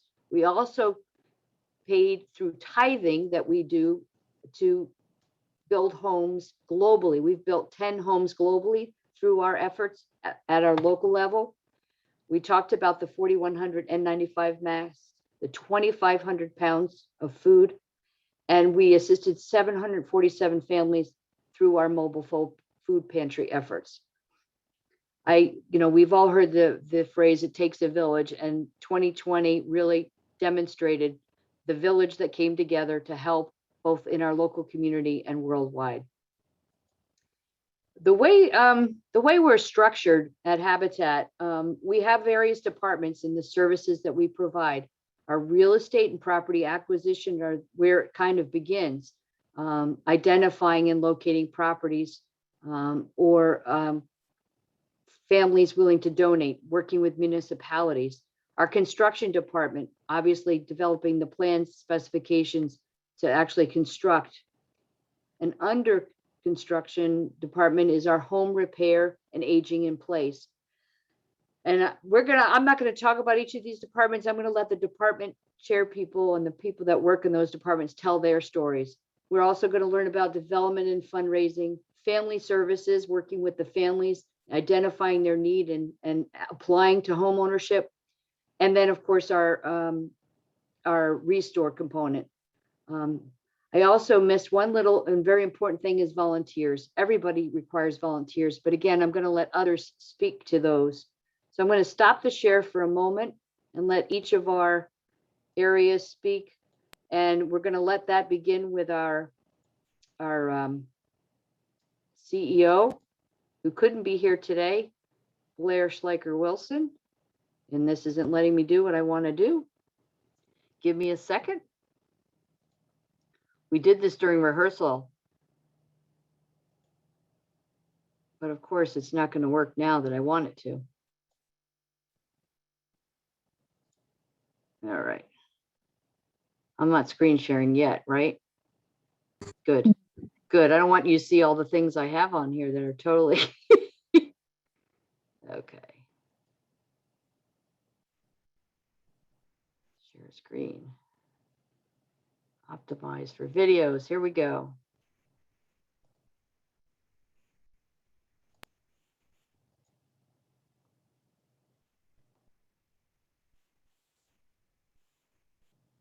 Can you see it? No, we see your files. All right, I'm going to pause it. I'm going to do it again. I think I know what I'm doing. I know it doesn't look like it.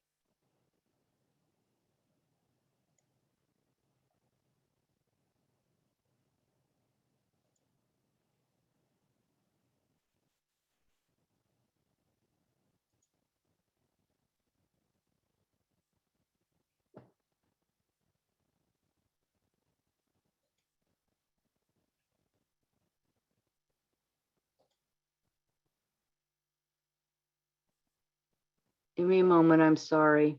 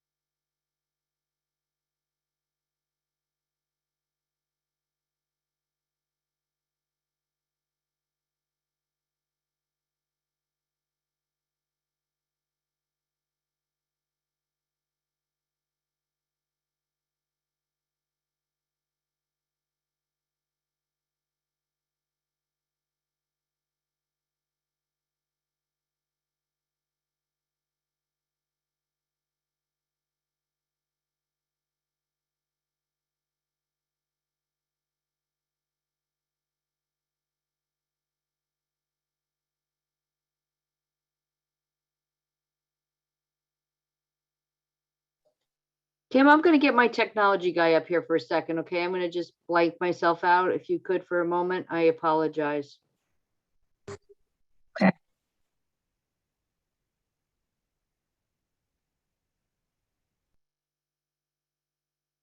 Oh, okay. So, did anybody have any questions for our other two speakers, Lisa or Sandra? I'm assuming they're still on.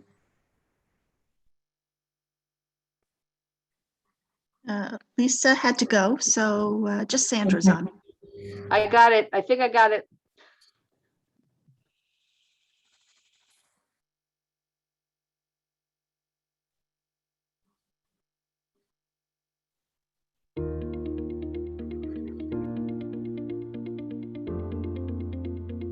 Hello, my name is Blair Schleicher-Wilson, CEO of Mars Habitat for Humanity. Mars Habitat was founded in 1985 by a group of several area churches and concerned citizens with a goal of making decent housing a matter of conscience in Morris County. Our service area is comprised of Morris and Middlesex counties and portions of Union and Somerset counties in the greater Plainfield area. Since our founding, Mars Habitat has helped more than 2,500 people build or improve up the place they call home, locally in the greater Mars County area, as well as worldwide. The housing crisis has created the broken housing continuum. Fewer homeowners means more renters. More renters mean higher rents, and higher rents mean more economic homelessness, which is driving our national homeless numbers higher every year. It's the law of supply and demand, and that law cannot be repealed. Mars Habitat advocates for policies to help increase support for affordable homeownership and decent housing. Mars Habitat's program is innovative among other nonprofits as we build, renovate, and repair homes together with volunteers from the community, individuals, businesses, corporations, faith-based and social organizations, schools, and the homeowner in progress, who we call HIPS. Mars Habitat builds houses at no profit and no interest. Prices are affordable. Habitat homeowners purchase their homes and make monthly mortgage payments over a 30-year period. Our homes have deed restrictions so they can remain affordable for generations to come. 10% of the money we raise to build houses locally is sent to build houses somewhere else in the world. A cornerstone of our home building program is sweat equity, where Habitat homeowners help build their own homes alongside volunteers to achieve that strength, stability, and independence they need to build a better life for themselves and for their families. Our program is not a hand out, but a hand up in helping families achieve independence. Mars Habitat relies on financial gifts, in-kind gifts, vehicle donations from individuals, corporations, and other groups to help fund our work. These donations help families build a place they can call home. We have a local home improvement store called Restore, which sells reusable and surplus building materials, furniture, and appliances to the public. The money made from these sales is used to help families build a better future. We also operate an e-commerce online retail business, and these retail operations cover almost 35% of our funding need. I invite you to meet members of our team to explain a little more about our program. For more information and how you can be a part of the Habitat family, either as a donor, a volunteer, a homeowner, leadership council member, or a board of director member, please visit our website. Through Shelter, we empower, because you, me, we are all humans, and every single one of us deserves a fair chance to feel strength and stability every day. Thank you.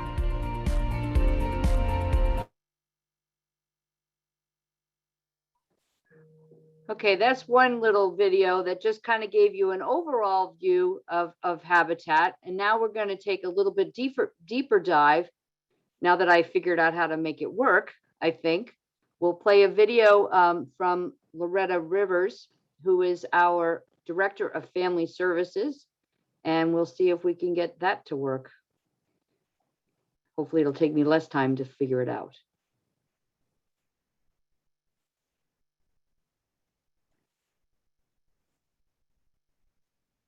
I appreciate everyone's patience.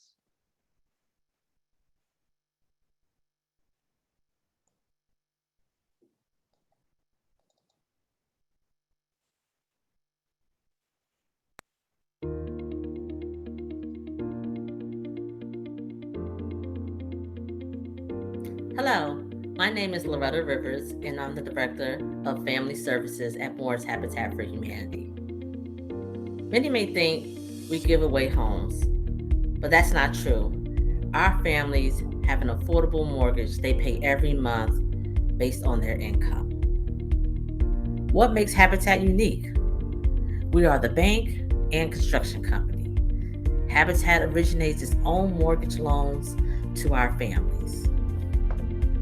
The homeownership process from application to move-in takes 12 to 18 months, maybe even sooner, depending on weather conditions.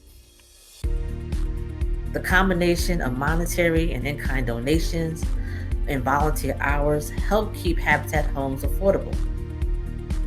Also, there is a deed restriction up to 99 years to ensure the affordability even when the house is resold. It's a hand up, not a handout. The process includes an orientation, an application, and sweat equity. What is sweat equity? Sweat equity is the family's volunteer investment of time in the construction of their home. This is Habitat for Humanity's mission, bringing people together to build homes, community, and hope. Our vision is a world where everyone has a decent place to live. With Habitat's unique homeownership model, Habitat has helped families build a safe, healthy, and affordable place they can call home. This is just an overview of family services. Please visit our website for more information. There we have Loretta Rivers, as you said. As a matter of fact, tomorrow we have a closing on another family, which has received a lot of play, if you will, in the media. The family is moving from Essex County, New Jersey. Scott and Marley Davis and their 6 children are moving to a 4-bedroom home from a previously cramped 2-bedroom apartment where mom homeschooled her children ages 6 to 18. Next, we'd like to talk about our home repair program, which is a part of our construction process, where we are tasked each year to accommodate and provide services to families, 100 families a year. And these typically range from senior citizens to those who have everything from roof repairs to improvements for accessibility. And I'm going to do this again. I'm getting the hang of it. By the time we're done, video.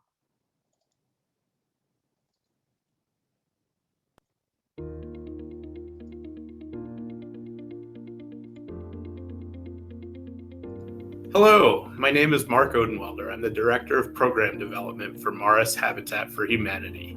My primary role is to work with our families, keeping them in their homes by repairing or adapting their homes to meet their present needs. We aim to serve 100 families annually through our home repair program or our aging in place program. We know that being a homeowner does not come without its challenges, and we aim to help people stay warm, safe, and dry while also protecting their biggest investment, their home. Our home repair projects include roof repairs, basic plumbing, stair repairs, and much, much more. If it keeps you warm, safe, or dry, we aim to figure out how to best get it done. We work with great partners to acquire materials through donations or inexpensive costs, and we pass along those savings to our homeowners. We've also developed a ramp program with the goal of being able to quickly and efficiently install ramps to provide people mobility and access to their homes. Often, this adjustment comes when people are finishing a physical rehabilitation and they want to get back home quickly, easily, and safely. Our Aging in Place program was created to allow seniors to stay at home for as long as possible, whether it's by installing a ramp or a chairlift, a new bathroom or grab bar in the shower, or even an extra railing. We want our seniors to feel confident by staying at home. To learn more about Morris Habitat for Humanity's services and to understand our eligibility requirements, we ask that you check out our website. We look. Okay. Does everybody know the website? There will be a quiz at the end. All right, just checking. We only have a few more. One of the most important parts of any organization, any nonprofit, is the volunteers. We can't do our work, we can't complete our mission without the help of our volunteers. And they do this in a variety of ways and in departments within the organization. Next video I'm going to share with you is from Stephanie of our community engagement. Well, she will talk to you a little bit about what we're doing in our volunteer department.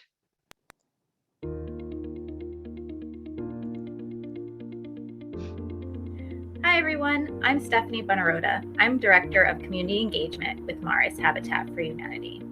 My role is to engage volunteers, donors, and others in the community to support our mission, which is to build home, community, and hope. And it all starts with our volunteers. We have a group called the Mars Habitat Faithful. This is made up of retirees who come out on a regular basis, some as often as every day. We have volunteers who have been with us for decades. They are the backbone of our building program and help teach other groups of volunteers how to navigate building and being on a construction site. The great thing about our volunteer program is we welcome people who have never picked up a hammer or used a power tool. All we ask is for a smile and a willingness to help. We'll teach you the rest. Our volunteers do it all. They support our restore, serve on our board, build houses, raise funds, perform administrative work in our office, and provide lunch at work sites. In the past years, we've had up to 15,000 volunteer visits, equaling 75,000 hours. Our volunteers are our most precious resource, and we simply could not carry out our mission without them. And we need you at Mars Habitat for Humanity. And this is how you can be a part of our mission to build safe, decent, and affordable homes. Go to our website, register as a new volunteer on our calendar. Myself or a team member will reach out to you to get you started in your desired area. It is that easy to volunteer. I look forward to seeing you at the store, construction sites, or in our office. Thanks for listening, and remember to check our website for more details. Okay. Does everybody want to sign up? Because it's very easy. Just visit our website. All you have to do is show up with a smile. We'll teach you everything you need to know. And we are ramping up our volunteer efforts in the coming weeks. I'll share with you what's coming up in another slide or two, but we have 2 more little video clips I'd like to share with you, and we're doing good on time, right? We have some time. So if I could, I'd like to introduce you to Ben. Ben is our restore manager, and we'll get a glimpse at what goes on in the restore. By show of hands, for those of you who I can see, has anybody been to the restore before? All right, well, I'm going to give you a little incentive to visit the restore at the end of our presentation today. So bear with me another moment. And we'll get Ben on here for you.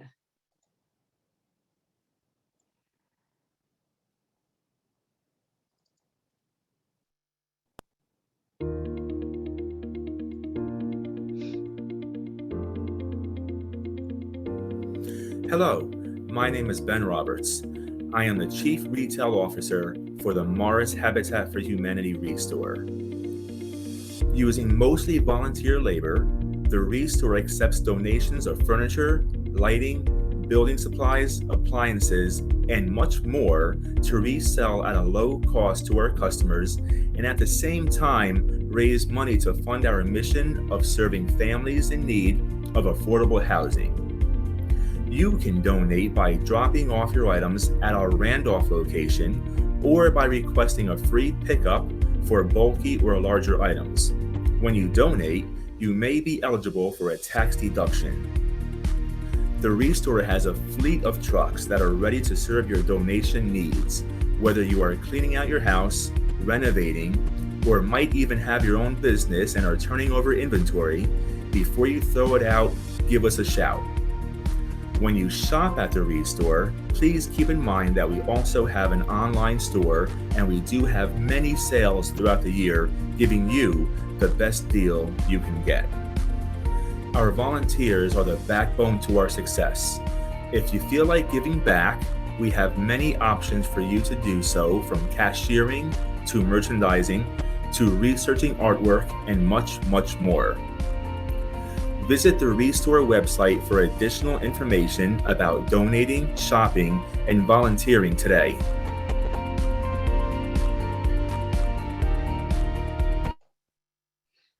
Okay.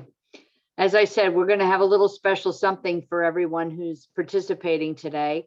And I'll share that with you at the end. And I'm going to need Kim's help with that. So I haven't even told Kim what we had in store, but I will share it with Kim and then we can pass it all along to all of you. The Restore, just as an FYI, if you heard earlier, Blair mentioned that the Restore funds about 35% of our overall income each year, which is, we couldn't do it without them.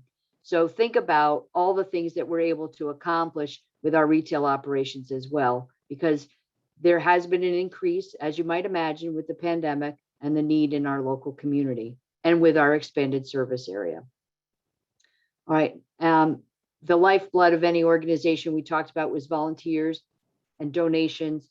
And then, of course, we also have our fundraising arm, and we have our Chief Development Officer, Chris Palazzi, who will share with you what we do in that area and how you could get involved. You and or your organizations can get involved.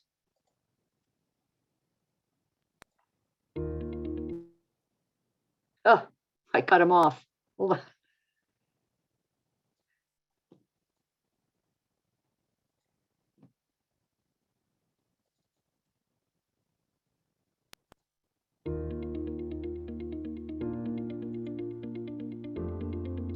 Hi, I'm Chris Palazzi, Chief Development Officer for Habitat for Humanity. My role is to work with key corporate leaders in the community at large to widen and deepen support and raise money for our mission to build homes, community, and hope. In the development department, we work toward accomplishing this in many ways. Here are just a few. Our biggest fundraiser is our annual Hearts and Hammers Gala, held in February each year. It's here we bring our corporate and individual supporters together to celebrate the past year's successes and lay out the help we will need in the coming year. It's a time and place where all those participating recognize and recommit to providing safe, decent, and affordable homeownership for those in need. Throughout the year, we offer ways to widen and deepen engagement by cultivating those who have the curiosity and interest in what we do. We have an open invitations to our groundbreakings and dedications. Dedication is where a family ends their 300 hours of sweat equity it took to build their own home and signals the official transition to home ownership. Our volunteer program provides another area for corporate volunteers to help with hands-on building of homes while creating team building opportunities for themselves and financial support for us. We look to individual support on an ongoing basis as well. Individual giving is the backbone of our organization. We also have planned giving programs and offer Legacy Society membership to those who want to help us create long-term sustainability. This is where we can serve our community for years to come. In addition, our Cars for Homes donation program makes it easier than ordering takeout to donate your used car. Just call the 800 number and we will pick up your vehicle within days, and you will receive a confirmation for tax purposes. Simple and impactful, this program alone provides enough money for us to build a home each year. Think about it. A bunch of old cars added together provides a family with a new home. How cool is that?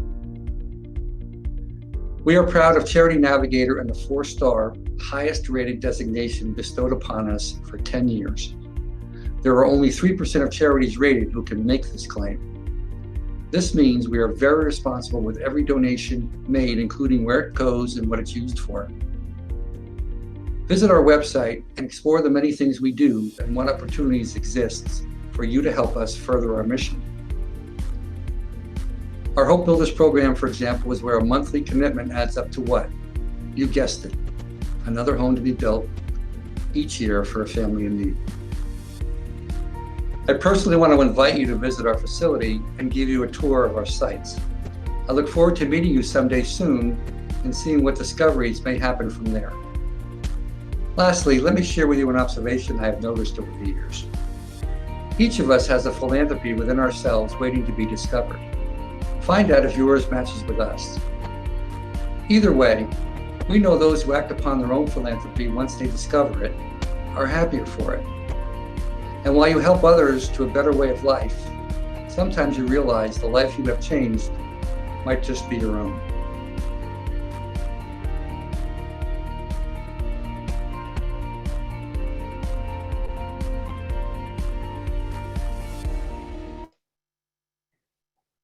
Okay.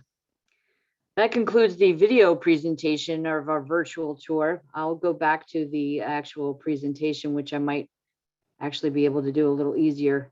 And again, I thank you for your patience as I worked my way through all of that. Excuse me. Here's where we were. Okay. So you learned about this side of the organization, all the things that we're doing under this area. But we also are looking towards the future. And let me get you from the current slide. All right. What's ahead for us at Morris Habitat? We have over 40 new home starts getting ready now, and will continue well into 2022. In Summit, New Jersey, Union County, that's the lower photograph, we have 12-unit condominium project on 146 Morris Avenue. It'll be our first modular construction. Last week, we completed the demolition of the building, and there will be 12 homes, 12 condominiums constructed, 1, 2, and 3 bedroom units there, and include a community room as well. As a matter of fact, we'll be undertaking applications in the coming weeks for that project. The next project, located literally around the corner from our offices on Salem Street, is our Randolph project. It is, to this date, the largest project undertaken by Morris Habitat. The first phase is, there'll be 25 units, but the first phase is 12-unit condominiums. Again, 1, 2, and 3 bedroom units. As a matter of fact, we completed our last potential homeowner orientation sessions, which is part of the process. All homeowners must be participate in a lengthy application process, and one of the first things they have to do is attend a mandatory information session. Those sessions are conducted in both English and Spanish, and they were conducted virtually, obviously, because of the circumstances and getting people there. We recognized and realized that we've had over 100 people participate in our virtual sessions, which again broadens the reach in the community and introduces new potential families to the programs we offer at Morris Habitat. Also in Morris and Middlesex County, we are going to be selecting families through the random selection process. All those families that have completed applications and are deemed eligible, meeting all of the selection criteria. 2 homes, both in Morris County, both in Long Valley and Roxbury Township, and then a 3rd project in Old Bridge. Those families will be selected next week, which is a very exciting time for us, and they will start their home ownership journey. And we also will be making those critical repairs to another 100 homes over the course of the next year. As Mark described earlier, ramps, roofs, grab bars, and other safety type projects within their homes for both senior citizens and families in need. I'd like to invite you all to our groundbreaking ceremony. We have one coming up on October 18th. There's something to be said for coming together as a community and watch the beginning of a life that has changed through home ownership, affordable home ownership. And the next one is coming up again on Tuesday, October 18th. You can get additional website information on our website if you'd like to attend. We encourage you to do that. It's in the morning on a work day, but if you can take your lunch early and want to come over and just see the community coming together and gearing up for that home opportunity. That's in Randolph. And one other big thing that's coming up is World Habitat Day. World Habitat Day is Monday, October 4th, where again, globally, we spread the mission of everyone deserving a decent place to live. It's to create awareness and advocacy for folks across the globe. And we'd like you to become a part of that too. There are lots of ways to become part of the Habitat family. Okay, I think I'm back. I'm not sharing anything, right? Okay. I want you to know that I am at home doing this, but these are not my windows. This is a backdrop. I don't want anybody to think I live in a palatial estate. Pay no attention to what's behind. So So I want to invite all of you to participate and become part of our family, whether through volunteerism, through donation, through shopping at our restore. And to help you shop at our restore, I'm going to be sending all of you through Kim, because Kim has all the registrants, a coupon which you can use during the month of October to shop in our restore, either from the regular store or the collection. I don't know the percentage that Ben is assigned, but I will tell you it's worth your trip. And if you want to do a little bit of a clean out in an area of your home, you have things you'd like to donate, it could be a dual purpose trip. You can donate your items, get a receipt for your donation, and also spend and know that your donation and your contribution is going to a family in need in our local community. So that's all I have about from Morris Habitat. Let me see, I see some questions in here. Should I just go to those, Kim? Okay. Sure. Does the family have input into the design of their new home? The answer is very little. Because the homes are designed to a certain, they are using energy efficient materials, so that a home is more efficient operationally. You turn over the keys to a home, the homeowner is getting a mortgage, but they have to maintain the home, right? So the yards and the systems that are in the building, so energy efficiency is built in. Our last homeowner had some requirements that we were able to accommodate. For example, she's a homeschool teacher and she needed a bigger room downstairs. So she's using her utility room also as an instructional space for her homeschool students. So there is little input from the homeowner, but there can be some reasonable accommodations because we're trying to build affordable homes. Is the family getting the home required to assist in the building of it? Yes, absolutely yes. Every family must participate in what we call sweat equity. Sweat equity, the amount of hours are on average 300 hours of sweat equity goes into a Habitat home. The larger the family, the more the requirement for the sweat equity. Obviously, the children can't participate in sweat equity, but anybody over the age of 18. Now, if others are not able to provide sweat equity in the home building, there are opportunities to volunteer in the restore, in cashiering and or merchandising, or there's areas like in our office doing administrative functions if people aren't able to do that. We have one family that just took ownership at the end of August, a single mom and her 2 daughters. They did their 300 hours in 32 days. They were committed to getting into their home. It was a very unique situation. It was a partnership with the county, not our county, another county, as part of our service area. And so the home was built without a homeowner selected. That's usually not the way it's done. The homeowner is selected early in the process so they can participate throughout as it's constructed. In this particular situation, the home was virtually completed. Walls were up, interiors were done. It was more of the cosmetic and exterior, so things like painting and landscaping and all of those things. So that particular family participated in those things, but also came up to the restore. The mother and her 2 daughters, who were over 18, came to the restore and worked like every Friday for a month in conjunction with the work they had done in the home. So another question, thanks Kim. Thank you, Vicki, for your question, and Anu for yours. And Kim, you asked, ground up or refurbish, rebuild, gut, not the home repairs we heard about. It's a good question. Most of them, I'd say 80% of them are brand new construction. There are some refurbishments that take place. For example, if a home is donated and is completely regutted, we are doing some of that in just over the border in Byram right now. Properties were donated, and the homes are being completely renovated.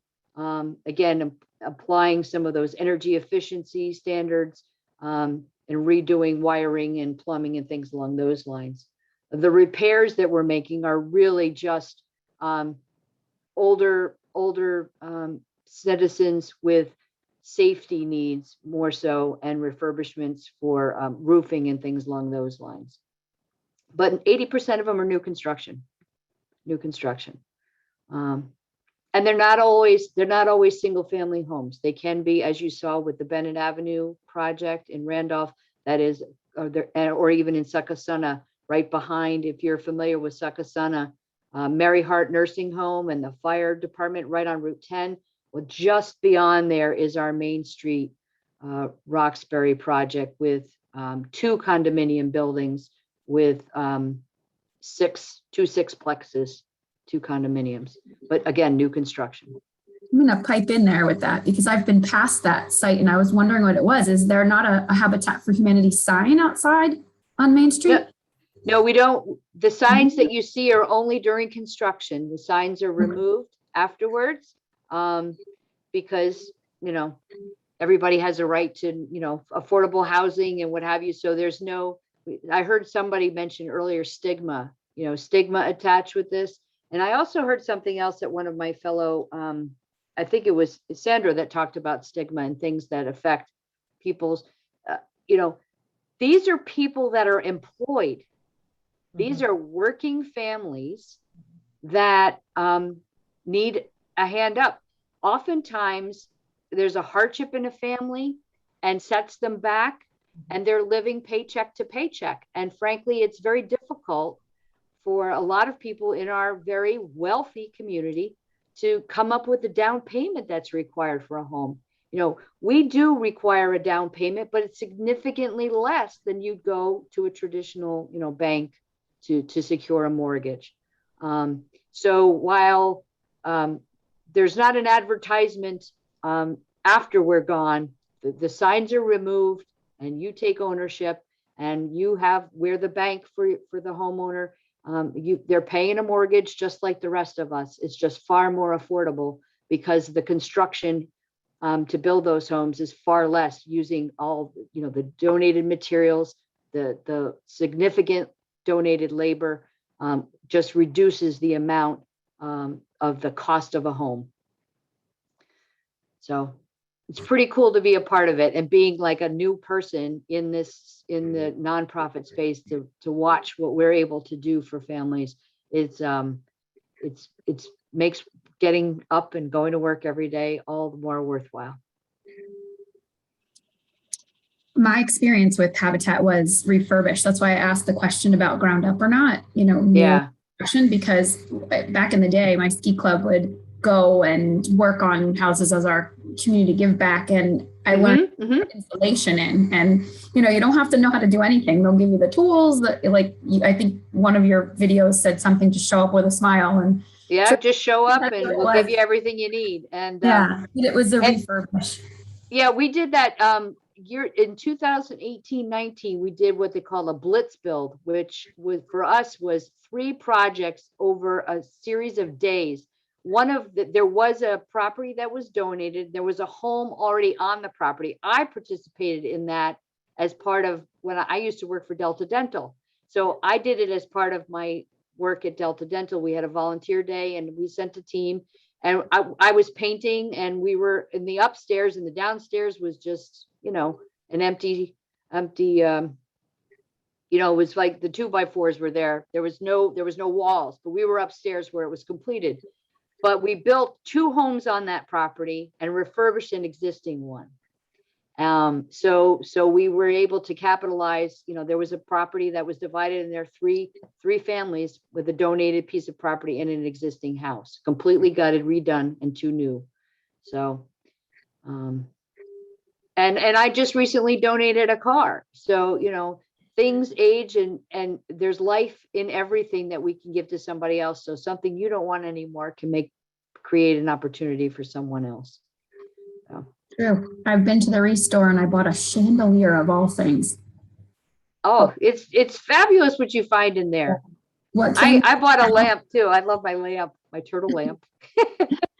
I had another question actually, because with all of us being home last year, most of us being home last year, a lot of people did home projects and you couldn't find a construction person really to show up, let alone find materials.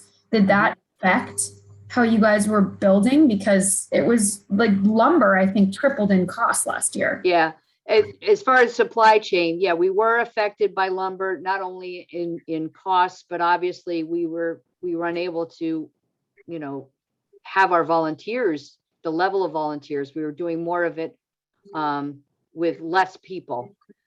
So we were dealing with our faithful crew, you know, our core group of individuals who show up, and their teams of 5 and 6 people in conjunction with our construction supervisors. But things were halted labor-wise, and we did experience some delays in some of the materials and the cost that you talked about, Kim. Yeah, lumber was impacted probably the most. And yet, you know, we still have some of our partners like Whirlpool and for appliances, or GAF for roofing materials, being right down the street from us. You know, we repurpose a lot of things and we replicate a lot of what we do from home to home. So while we may not have new material coming in, we still had materials that we were using, or even paints and things like those. We have, because everything is one color paint. We're not getting crazy with paint colors and swatches. Everything is eggshell or whatever the number is. So we have it, and we had it available so that we could continue.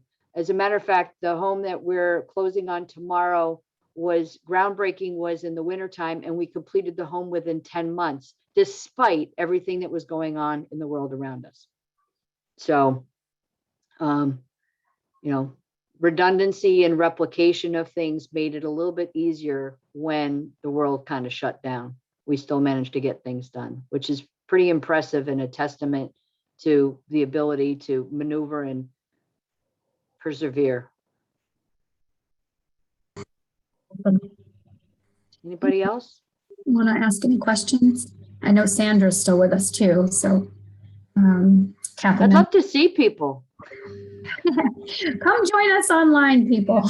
Yay, we see people. I can't see any of you, which is such a weird. So strange. Well, we could see you and your chin strap, your mask. Okay, I'll stop the recording at this point. That way we can talk. Okay? Okay. Thank you.